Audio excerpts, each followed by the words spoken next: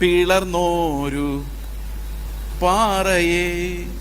അടുത്ത സ്റ്റാൻസ് എങ്ങനെയാ? First stance, കൽപ്പന കാത്തിടുവാൻ ഒട്ടും പ്രാപ്തനല്ല ഞാൻ, വൈരാഗ്യം ഏറിയാലും, അതായത് ലോകത്തെ മുഴുവൻ വെറുത്ത് ഞാൻ ഉപേക്ഷിച്ചാലും, കണ്ണുനീർ ചൊരിഞ്ഞാലും വന്നിടാ പാപനാശം.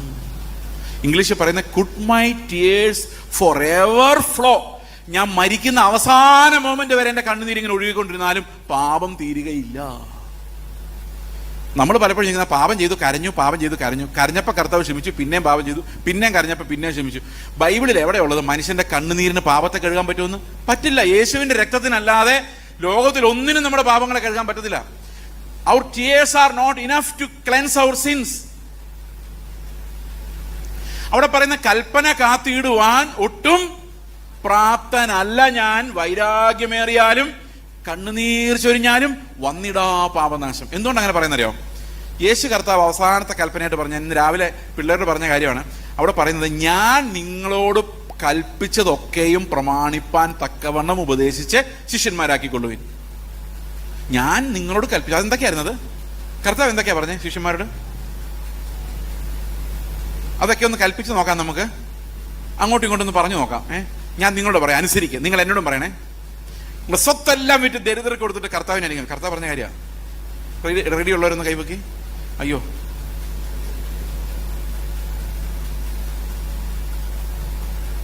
നിങ്ങൾ കണ്ണ് നിങ്ങൾക്ക് ഇടച്ച് വരുന്നുണ്ടെങ്കിൽ ചൂടുന്നെടുത്ത് എറിഞ്ഞ് കളയുക. എന്താ പറഞ്ഞാൽ അടുത്ത വീട്ടിലെ മൂക്കടച്ച് വരുത്തിയാലും മതി, അത് ചെത്തിക്കളയുക. അടുത്ത വീട്ടിലൊരു സാരിയോ ഡ്രസ്സോ കാണുമ്പോൾ, ഓ കൊള്ളാമായിരുന്നു, അവിടെ കിട്ടുകൊണ്ട് നടക്കുന്ന കണ്ടില്ലേ തോന്നിയാൽ മതി, ഇടർച്ചയായി. ഉടനെ എന്ത് ചെയ്യണം? ഒരു കത്തിയെടുത്ത്, കാരണം കണ്ണുപൊട്ടനായി നിത്യതയിൽ പ്രവേശിക്കുന്നതാണ് ഈ കൊതിയും മോഹവും വെച്ചുകൊണ്ട് നരകത്തിൽ പോകുന്നതിനേക്കാളും. അനുസരിച്ചിട്ടുള്ളവര്, നിങ്ങൾ എവിടെയെങ്കിലും സുവിശേഷം പറയാൻ പോകുമ്പം പേഴ്സ് എടുക്കരുത്, ബെൽറ്റ് എടുക്കരുത്, ചെരുപ്പ് എടുക്കരുത്. ഞാനിതെല്ലാം ഇട്ടുണ്ടാവുന്നത്, ബെൽറ്റ് ഇട്ടിട്ടില്ല, ചെരുപ്പ് എടുക്കരുതെന്ന് പറഞ്ഞാൽ നടക്കുവോ? അഡീഷണൽ ഡ്രസ്സ് എല്ലാം എടുത്തോണ്ടാ വരുന്നേ. കാരണം നമുക്ക് അത്രേ പറ്റുന്നുള്ളൂ. ഞാൻ എന്നിട്ട് ഇടുന്നുണ്ട് പറയുക, കർത്താവിന്റെ കൽപ്പനകളെല്ലാം അനുസരിക്കാൻ. എവിടെ നടന്നു? ഈ നടന്ന് ഞാൻ ഇന്നേ വരെ ആൾക്കാർ അന്വേഷിച്ചു നടക്കുക യേശു ക്രിസ്തുവിന്റെ പറഞ്ഞ കൽപ്പനകളിൽ ഒരെണ്ണമെങ്കിലും അനുസരിച്ച് ഒരാളെ കാണാൻ വേണ്ടി.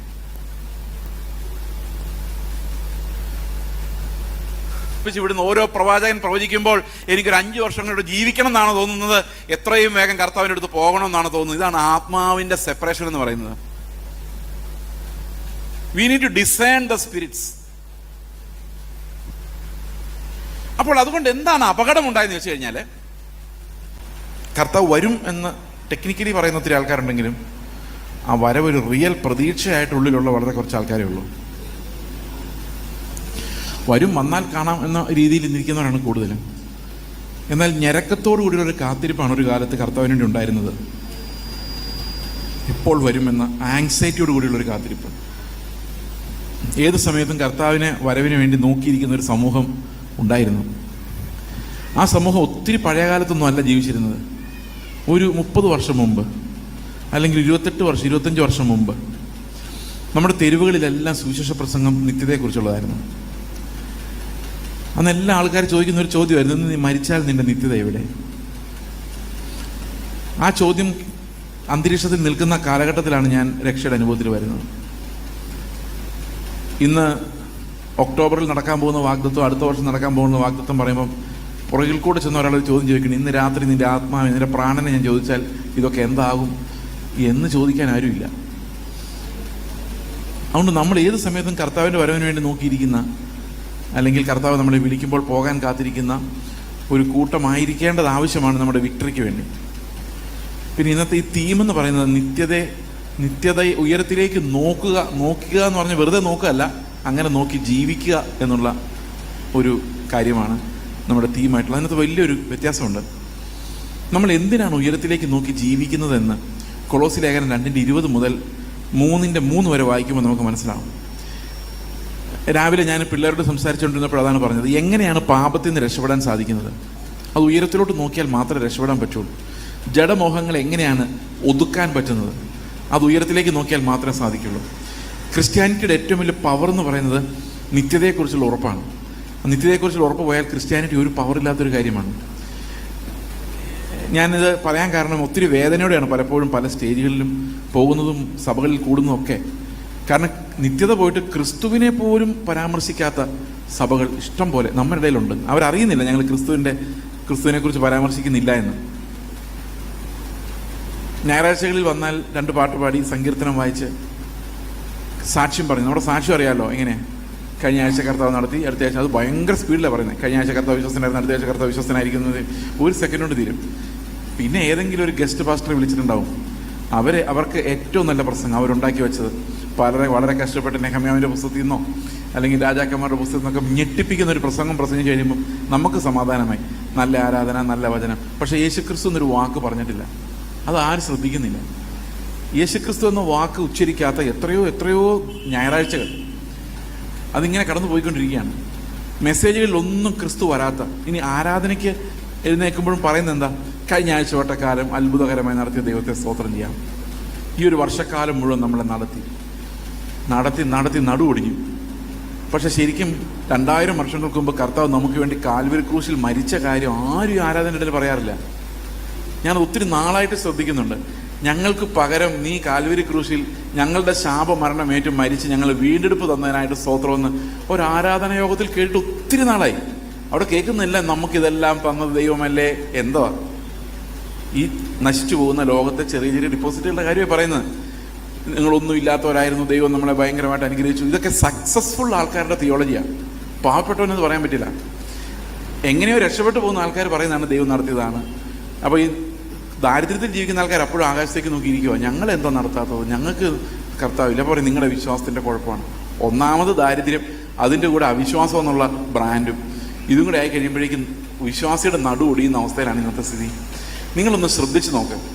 ഓരോ ചർച്ചകളിൽ ചെല്ലുമ്പം യേശുക്രിസ്തു, കഴിഞ്ഞ ദിവസം ഒരു മോൾ എന്നോട് പറഞ്ഞാണ്, എങ്കിൽ ഞങ്ങളുടെ ചർച്ചിൽ യേശുക്രിസ്തു എന്നുള്ള വാക്ക് ഉപയോഗിക്കുന്നത് കർത്താവായ യേശുക്രിസ്തുവിൻ്റെ നാമത്തിൽ തന്നെ ആമേൻ എന്ന് പറയാൻ വേണ്ടി മാത്രമാണ്.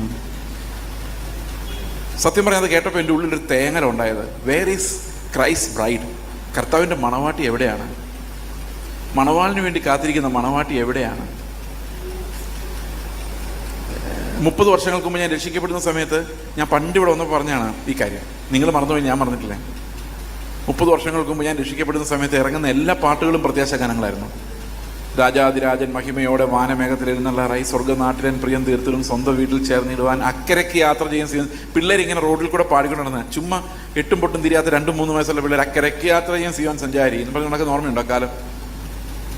എല്ലാവരുടെയും വായിൽ പ്രത്യാശാഗാനം. മൽപ്രിയനെ, അന്വേഷണ നായകനെ എപ്പോൾ വരും, സിയോൻ യാത്രയിൽ മനമേ ഭയമൊന്നും വേണ്ട, എല്ലാം പോപ്പുലർ പാട്ടുകൾ. ഞാൻ ചർച്ചിൽ വർഷിപ്പിന് പാടുന്ന പാട്ടോ പഴയകാലത്തെ ക്ലാസിക്കൽ പാട്ടുകളെ കുറിച്ചല്ല പറയുന്നത്. പോപ്പുലർ പാട്ടുകളെല്ലാം പ്രത്യാശയായിരുന്നു, ഉയരത്തിലേക്ക് നോക്കിയുള്ള കാത്തിരിപ്പായിരുന്നു. ഇന്ന് ഒരാളോട് ചോദിക്കുന്നത്, നിങ്ങൾ എന്താ ട്രാക്കിൻ്റെ ടൈറ്റിൽ ഇന്ന് നീ മരിച്ചാൽ നിന്റെ നിത്യത എവിടെ? ഭയങ്കര പവർഫുൾ ചോദ്യമായിരുന്നു. ആ ചോദ്യത്തിന് മുമ്പിലാണ് ഞാനെല്ലാം കർത്താവേ എന്ന് നിലവിളിച്ചത്. ഇന്ന് ആ ചോദ്യമില്ല. ഇന്ന് ചോദിക്കും, നിങ്ങൾക്ക് കടഭാരങ്ങളുണ്ടോ, നിങ്ങൾക്ക് രോഗങ്ങളുണ്ടോ? നേരത്തെ അത് ചോദിച്ചുകൊണ്ടിരുന്നത് ഈ ശാത്തൻ സേവ മടക്കാരാ. നിങ്ങൾ എന്തെങ്കിലും പ്രശ്നത്തിൽപ്പെട്ടിരിക്കുകയാണോ? നിങ്ങൾക്ക് ദാമ്പത്യ പ്രശ്നങ്ങളുണ്ടോ? നിങ്ങൾക്ക് സാമ്പത്തിക ബാധ്യതകളുണ്ടോ? ഞങ്ങളെ സമീപിക്കുക. കാനാരി ചാത്തൻ സേവാ മഠം ഓർമ്മയുണ്ടോ? പഴയ അവരുടെ പരസ്യം. അന്ന് സുവിശേഷകർ തെരുവുകളിൽ നേരെ കർത്താവ് ഇപ്പോൾ വരും എന്ന് പറഞ്ഞുകൊണ്ടിരുന്നപ്പം ഇവരിതാ പറഞ്ഞുകൊണ്ടിരുന്നത്. അപ്പോൾ ഒത്തിരി ആൾക്കാർ അവിടെ കൂടുമായിരുന്നു. പക്ഷെ നമ്മൾ ഇന്ന് ആഘോഷമായിട്ട് അവരെയൊക്കെ കടത്തിവിട്ടുന്ന രീതിയിൽ പോസ്റ്ററും ബാനറും നല്ല കോട്ടും സീറ്റും ഇട്ട പ്രചാരകരെല്ലാം കൂടെ ആയിട്ട് അവരുടെ മിനിസ്ട്രി മുഴുവൻ നമ്മൾ തട്ടിയെടുത്തു. ഇപ്പോൾ ആൾക്കാർ ചോദിക്കുന്നത്, നിങ്ങൾക്ക് കടഭാരമുണ്ടോ, നിങ്ങൾക്ക് പ്രശ്നങ്ങളുണ്ടോ? ഇത് മാറ്റിത്തരുന്ന പ്രാർത്ഥന അത്ഭുത മനുഷ്യൻ വന്നിരിക്കുന്നു. നിങ്ങൾക്ക് അത്ഭുത മനുഷ്യൻ്റെ അടുത്തേക്ക് വന്നാൽ നിങ്ങൾ പ്രാർത്ഥിച്ചാൽ നടക്കാത്ത കാര്യങ്ങൾ അയാൾ പ്രാർത്ഥിച്ചാൽ നടക്കും. ഈ ന്യൂ ജനറേഷൻ എങ്ങനെ ഉണ്ടാകും? നിങ്ങൾ വിചാരിച്ചു ഈ ന്യൂ ജനറേഷൻ ചർച്ചകൾ എങ്ങനെ ഉണ്ടാകുന്നു? യേശുക്രിസ്തുവിൻ്റെ അടുത്ത് നിങ്ങൾ പ്രാർത്ഥിച്ചാൽ കർത്താവ് കേൾക്കൊന്നുമില്ല. അതേ സമയത്ത് ആ ന്യൂ ജനറേഷൻ പാസ്റ്റർ പ്രാർത്ഥിച്ചാൽ പിതാവിനെ കേൾക്കാതിരിക്കാൻ പറ്റില്ല. അപ്പം ശരിക്കുള്ള മധ്യസ്ഥൻ ആരാ?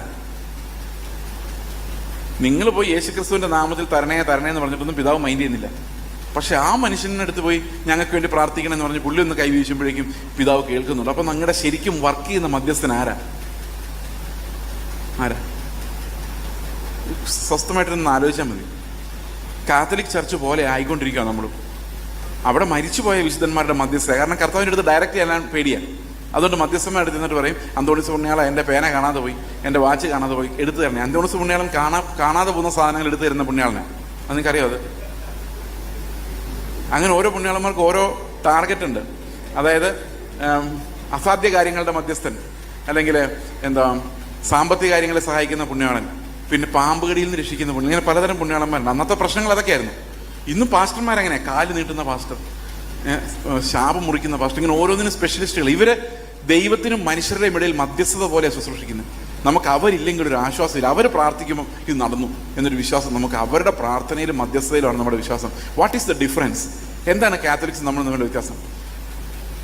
അവിടെ മരിച്ചുപോയ മധ്യസ്ഥന്മാരായതുകൊണ്ട് കാര്യമായ കാശ് കൊടുത്തില്ലെങ്കിലും ആ മുമ്പിൽ ഇരിക്കുന്ന സ്വോത്രകാഴ്ചപ്പെട്ടിൽ 5 രൂപ അവർ എണ്ണി നോക്കാനൊന്നും പോകുന്നില്ല. പക്ഷെ നമ്മുടെ ഇപ്പോഴത്തെ മധ്യസ്ഥന്മാർ അങ്ങനെയല്ല. അവർ എത്രയും എണ്ണി നോക്കും കൃത്യമായിട്ട്. അവർ ജീവിച്ചിരിക്കുന്നവരും തുടർച്ചയായിട്ട് നമ്മുടെ മധ്യത്തിൽ വന്ന് നിൽക്കുന്നവരുമാണ്. അപ്പൊ കർത്താവ് എന്ന ജീവന്റെ നദിയെ വിട്ടിട്ട് ഈ പൊട്ടക്കിണറുകളുടെ പുറകെ പോയി എത്ര പേരാണ് മർത്തോമായതും CSI ന്നും ഈവൻ ട്രഡീഷണൽ ചർച്ചുകളിൽ നിന്നും ഈ ന്യൂ ജനറേഷൻ കൾട്ട് നേതാക്കന്മാരുടെ പിന്നാലെ പോകുന്നത്? So many. കാരണം ഉപദേശം അറിയില്ലാത്തത് കൊണ്ട് വലിയൊരു കൂട്ടം ജനം ക്രിസ്തു അല്ലാത്ത മധ്യസ്ഥന്മാരെ അന്വേഷിച്ച് പോയിക്കൊണ്ടിരിക്കുകയാണ്. അവരുടെ മായയിൽ വീണുകൊണ്ടിരിക്കുകയാണ്. അതുകൊണ്ട് എന്ത് സംഭവിച്ചു? എവ്രിതിങ് ഈസ് അബൌട്ട് വിഷയങ്ങൾ. എൻ്റെ ദൈവമേ, വിഷയങ്ങളെന്ന് പറഞ്ഞാൽ എല്ലാവർക്കും വിഷയങ്ങളാണ്. വിഷയങ്ങളുടെ നടുവിൽ ഇറങ്ങി വരുന്നത് ഇവരൊറ്റ പ്രസംഗമുള്ളൂ. അതും ആദമിൻ്റെ കഥ വായിച്ചാലും എബ്രഹാമിൻ്റെ കഥ വായിച്ചാലും യാക്കോബിൻ്റെ കഥ വായിച്ചാലും ആൾക്കാർ അവസാനം ഒന്ന് എക്സൈറ്റഡ് ആണെങ്കിൽ വിഷയങ്ങളുടെ നടുവിലേക്ക് കർത്താവിനെ ഇറക്കിക്കൊണ്ടുവരണം. ഞാൻ നമ്മുടെ പഴയ ഒരു പാസ്റ്റർ, മരിച്ചുപോയൊരു പാസ്റ്റർ, അദ്ദേഹത്തിൻ്റെ പ്രസംഗം കേൾക്കാൻ എനിക്ക് ഭയങ്കര ഇഷ്ടമാണ്. നല്ല രസമാണ് അദ്ദേഹം പ്രസംഗിക്കുന്ന ശൈലിയൊക്കെ. മരിച്ചുപോയ ആളായാലും പേര് പറയുന്നില്ല. അദ്ദേഹം ഒരിക്കലൊരു പൊതുയോഗത്തിൽ, നമ്മുടെ റോഡിൻ്റെ സൈഡിൽ നടക്കുന്ന പരസ്യയോഗത്തിൽ പ്രസംഗിച്ചുകൊണ്ടിരിക്കുക. പറയുന്ന പഴയ ആൾക്കാരല്ലേ, അവർ പറയുന്ന മുഴുവൻ കർത്താവ് വരാറായി, കർത്താവ് വരാം, ഇത് മാത്രം. ഇന്ന് രാത്രി കർത്താവ് വന്നാൽ നിന്റെ ആത്മാവ് എവിടെന്നൊക്കെ ചോദിച്ചു ഭയങ്കര പ്രസംഗം. അവിടെ കുറേ വിശ്വാസികൾ ഇരിപ്പുണ്ട്. ഒറ്റ ഒരാൾ അനങ്ങുന്നില്ല. സ്തോത്രവുമില്ല, സൂത്രവുമില്ല, ഒന്നുമില്ല. മയിൽക്കുറ്റി പോലെ ഇങ്ങനെ ഇരിക്കുകയാണ്, ഒരനക്കമില്ല. കുറേ കഴിഞ്ഞപ്പോൾ ഈ പാസ്റ്ററിന് മനസ്സിലായി ഇങ്ങനെ പോയാൽ ഈ പ്രസംഗം തോറ്റുപോകും. കാരണം ഒരു പ്രസംഗത്തിൻ്റെ സക്സസ് എന്ന് പറയുന്നത് എത്ര പേര് അവസാനം ബഹളം വയ്ക്കുമല്ലോ, എത്ര പേര് അവസാനം എക്സൈറ്റഡ് ആവും, സ്പ്രിങ്ങിൽ കയറും എന്നുള്ളതാണ്. ആരും എങ്ങും കയറുന്നില്ല. അവസാനം പുള്ളി പറഞ്ഞു, ഈ വർഷം തീരുന്നതിന് മുമ്പ്, അതൊരു നവംബർ മാസത്തിലായിരുന്നു കേട്ടോ പ്രസംഗം, ഈ വർഷം തീരുന്നതിന് മുമ്പ് നിങ്ങളുടെ വിഷയങ്ങൾ എന്തായാലും, എൻ്റെ ദൈവമേ ആ വിഷയങ്ങളെന്ന് കേട്ടതോടെ ഈ എല്ല് കിട്ടുന്ന പട്ടി പോലെ എല്ലാം കൂടെ കുറയ്ക്കാൻ തുടങ്ങി. എന്തോ ഒരു ബഹളം. ഞാൻ ആലോചിക്കായിരുന്നു, ഈ മനുഷ്യർ അപ്പം തിന്നാൻ വേണ്ടി മാത്രം കൂടുന്ന വിഷയങ്ങളുടെ മേൽ ഇറങ്ങി വരുന്ന ഒരൊറ്റ മെസ്സേജുമായിട്ട്. ഞാനൊരു ചർച്ച ചെന്നപ്പോൾ ഒരു പാസ്റ്ററിനോട് പറഞ്ഞു, ഞങ്ങളുടെ ചർച്ചിൽ ആകെ ഒരു പ്രസംഗമുള്ളൂ. ഞാൻ എന്താണ്? വിഷയങ്ങളുടെ നടുവിൽ ഇറങ്ങി വരുന്ന ദൈവം. അത് കായിൻ്റെ വിഷയമായാലും ഹാബേലിൻ്റെ വിഷയമായാലും പത്മോസ് കിടക്കുന്ന യോഹന്നാൻ്റെ വിഷയമായാലും ഞങ്ങളുടെ ചർച്ചയിൽ ഒരു വിഷയമുള്ളൂ. പാസ്റ്റർ വന്നുകൊണ്ടാണ് ആദ്യമായിട്ട് വേറൊരു പ്രസംഗം കേട്ടത്. എന്ത് ചെയ്യും? അപ്പം ഇതിനിടയിൽ നമ്മൾ മുകളിലോട്ട് നോക്കി എത്ര നേരം നോക്കിക്കൊണ്ടിരിക്കും? പിന്നെയും ഇവർ പറയും ഭൂമിയിലേക്ക് നോക്കുക എന്ന് ഇവർ തന്നെ പറയും. എന്നോടൊരു പ്രവാചകൻ പറഞ്ഞു, ഇത് ആകാശത്തേക്കാണോ ഭൂമിയിലേക്കാണോ എന്ന് നോക്കണേ. എന്നോടൊരു പ്രവാചകൻ ഒരിക്കൽ പറഞ്ഞു, നിങ്ങളുടെ ശുശ്രൂഷയുടെ തലം മാറാൻ പോവാം. ഞാൻ ചോദിച്ചാൽ എങ്ങനെ? ഇപ്പോൾ 200 പേരോട് സംസാരിക്കുന്ന നിങ്ങൾ, ഇപ്പോൾ ഇത് എത്രയാണെന്ന് എനിക്കറിയാൻ മേല. ഞാൻ ഒരു പ്രസംഗത്തിന് വിളിക്കുമ്പോൾ എത്ര പേരുണ്ടെന്നോ ഇനി ആരെങ്കിലും ഉണ്ടോ എന്ന് പോലും അന്വേഷിക്കാറില്ല. ഡേറ്റ് ഉണ്ടോ എന്ന് മാത്രം നോക്കാറുള്ളൂ. പിന്നെ എൻ്റെ മുമ്പിലും പിമ്പിലും പ്രസംഗിക്കുന്ന ആരാന്നും കൂടെ നോക്കും. ഇവരെല്ലാം കൂടെ ഫോട്ടോ അടിച്ച് വരുമ്പോഴേ പിന്നെ അതിൽ അസ്വസ്ഥത ഉണ്ടാകണ്ടെന്ന് വിചാരിച്ചിട്ട് ബാക്കി ഒരു കാര്യം അന്വേഷിക്കാറില്ല. ഇന്നൊരു പാസ്റ്റർ എന്നെ രാവിലെ കണ്ടിട്ട് പറഞ്ഞു, ഓർമ്മയുണ്ടോ എന്നെ? ഞാൻ പറഞ്ഞില്ല. ഞങ്ങളുടെ മീറ്റിങ്ങിന് വിളിച്ചിട്ട് പാസ്റ്റർ ക്യാൻസൽ ചെയ്തത്. ഞാൻ എന്താ ക്യാൻസൽ ചെയ്ത്? എന്താ കാരണം? അതെ, വേറൊരാൾ തിരുവനന്തപുരത്ത് നിന്നുള്ള ഒരാളുണ്ടായിരുന്നു, പുള്ളി ഇവിടെ പ്രസംഗിക്കില്ല എന്ന് പറഞ്ഞ് ക്യാൻസൽ ചെയ്തെന്ന് പറഞ്ഞു. ഞാൻ പറഞ്ഞാൽ ശരിയായിരിക്കും, ഓർമ്മയില്ല. അതല്ലാതെ ഞാനൊന്നും അന്വേഷിക്കാറില്ല. കാരണം ഈ ഫോട്ടോ അടിച്ച് വരുമ്പോൾ ഇതെല്ലാം ഒരു കൂട്ടമാണെന്ന് വിചാരിക്കരുതെന്നുള്ള ഒരു വേർപാട് സൂക്ഷിക്കാൻ വേണ്ടി മാത്രമാണ്. ഓക്കെ, അപ്പോൾ ഈ ഒരു കാലഘട്ടം മുഴുവൻ ഇങ്ങനെയുള്ള പ്രസംഗകർ, അതുകൊണ്ട് പറഞ്ഞു 200 പേരോട് ഇപ്പോൾ സംസാരിക്കുന്ന നിങ്ങൾ 2000 പേരോട് സംസാരിക്കുന്ന തലത്തിലേക്ക് നിങ്ങളുടെ ശുശ്രൂഷ തലം, ഈ തലം എന്നൊരു വലിയ പ്രയോഗം, അത് മാറാൻ പോകണം. ഞാൻ പറഞ്ഞു അതിനകത്തൊരു വലിയ അപകടമുണ്ട്. അങ്ങനെ ഒരു തലത്തിലേക്ക് ഞാൻ മാറിയാൽ ഈ ഒരു ശമരിയാക്കാരി സ്ത്രീക്ക് വേണ്ടി വിശന്ന് ദാഹിച്ച് നടക്കുന്ന ക്രിസ്തുവിൻ്റെ ആത്മാവ് എനിക്ക് ഉണ്ടായിരിക്കില്ല.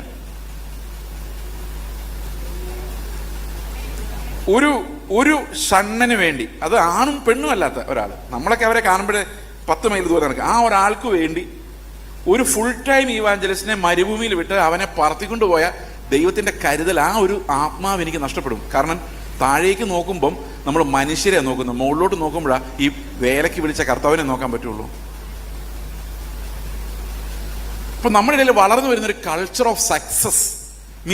മിനിസ്റ്ററി ആയാൽ 4 പേര് കേൾക്കണം, 10 പേര് അറിയണം.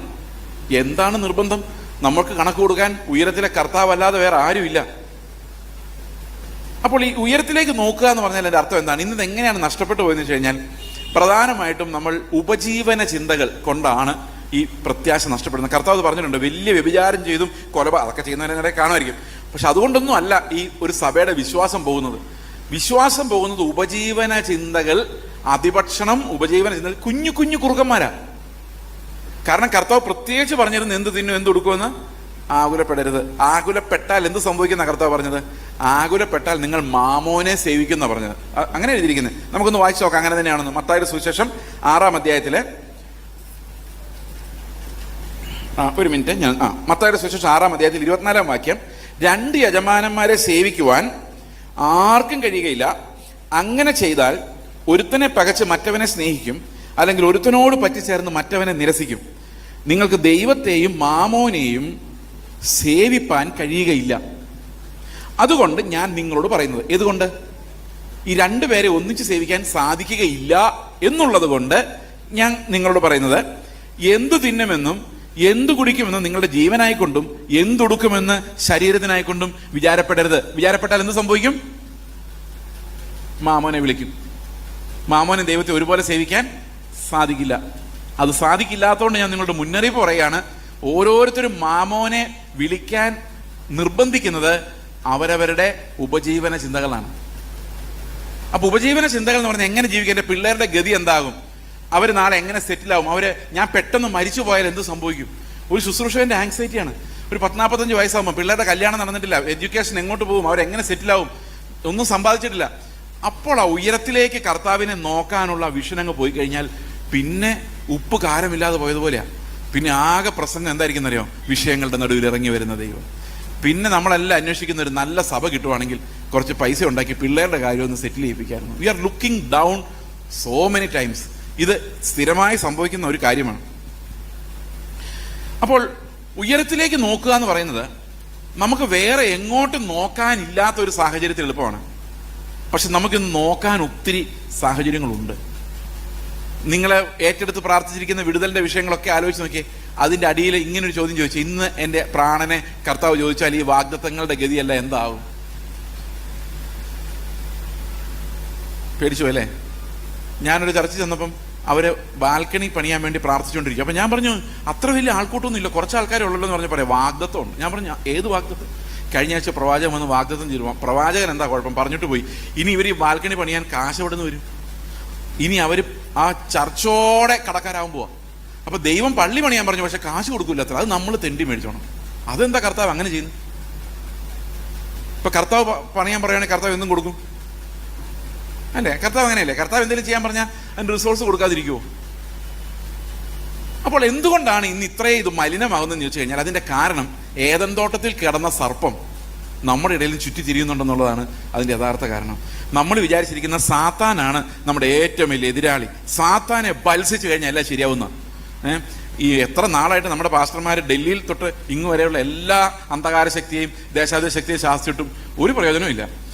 ശരിക്കും പറഞ്ഞാൽ എവിടെയാണ് ഈ പോരാട്ടം നടക്കുന്നത്? അവർക്കൊരു കാലമുണ്ട്, ആ കാലഘട്ടം വരെ അവർ കളിച്ചുകൊണ്ടിരിക്കും, ഈ ദുരാത്മാക്കളും ഈ ലോകത്തിന്റെ അധിപതിയൊക്കെ. പക്ഷെ നമ്മുടെ യഥാർത്ഥ ശത്രു, ദൈവത്തിന്റെ യഥാർത്ഥ ശത്രു സാത്താനല്ല. ദൈവത്തിന്റെ യഥാർത്ഥ ശത്രു മനുഷ്യനാണ്. നിങ്ങൾ ചിലപ്പോൾ ഞാൻ പറയുന്നത് വിശ്വസിച്ചില്ലെങ്കിൽ ഞാൻ ബൈബിളിൽ നിന്ന് തെളിയിച്ചു തരാം. സാത്താൻ ഒരു സ്പിരിച്വൽ ബീയിങ് ആണ്. സാത്താനോട് ദൈവം പറയാണ് പോടാ എന്ന് പറഞ്ഞവന് പോയേ പറ്റൂ. ഇവിടെ വന്ന് 10 മിനിറ്റ് തലയും കുത്തി നിൽക്കടാന്ന് പറഞ്ഞാൽ അവൻ നിന്നേ പറ്റൂ. കാരണം അവൻ അനുസരിക്കാതിരിക്കാൻ പറ്റില്ല. Every spiritual being will obey the lord. ഇയ്യോബിന്റെ അടുത്ത് പോയി പരിശോധിക്കട്ടെ, പെർമിഷൻ വേണം. പത്രോസിനെ ഞാനൊന്ന് പാറ്റട്ടെ, പെർമിഷൻ വേണം. പെർമിഷൻ ഇല്ലാതെ അവൻ ഒന്നും ചെയ്യാൻ പറ്റില്ല. തലമുടി നാര് താഴെ വീഴിക്കണമെങ്കിൽ ദൈവത്തിന്റെ പെർമിഷൻ വേണം. അത്രേ സാത്താന് ശക്തിയുള്ളൂ. നമ്മൾ ഈ പെന്തക്കോസ്തുകാർ കൊടുക്കുന്ന ശക്തിയെ സാത്താനുള്ളൂ, അല്ല അതിന് സ്വന്തമായിട്ടൊന്നും ഇല്ല. നമ്മളിവിടെ നിന്ന് പ്രവാചകന്മാരിടയ്ക്ക് നിന്ന് ഭയങ്കര ശക്തിയാണ്, അവിടുത്തെ പോരാട്ടം അങ്ങനെയാണ് ഇങ്ങനെയാണെന്ന് പറഞ്ഞു കഴിയുമ്പം ഇവൻ അപ്പുറത്തിരുന്നേക്ക് ഉണ്ട് കുറച്ച്. കാരണം ഈ ബലവും ബഹുമാനവും ശക്തിയും സ്വീകരിപ്പാൻ കുഞ്ഞാട് അയോഗ്യൻ, അല്ലാതെ ഇതൊന്നും അല്ല. നമ്മൾ ഈ കുഞ്ഞാടിന് കൊടുക്കേണ്ട ബലവും ബഹുമാനവും ശക്തിയും എല്ലാം ഇടയ്ക്കിരിക്കുന്ന കുട്ടിച്ചാത്തന്മാർക്ക് കൊടുത്തിട്ട് അവർ പറയും പിന്നെ അത് നിങ്ങളെ വിടുവോ? അത് കേൾക്കാൻ അതിന് ഭയങ്കര ഇഷ്ടമാണ്. അപ്പൊ സാത്താനാണ് ദൈവത്തിന്റെ ഏറ്റവും വലിയ ശത്രു എന്ന് വിചാരിക്കരുത്. സാത്താനെ ഉമിണ്ണ് കളയുക എന്ന് പറഞ്ഞ ഒരു സെക്കൻഡ് കൊണ്ട് ദൈവത്തിന് നടക്കുന്ന കാര്യമാണ്.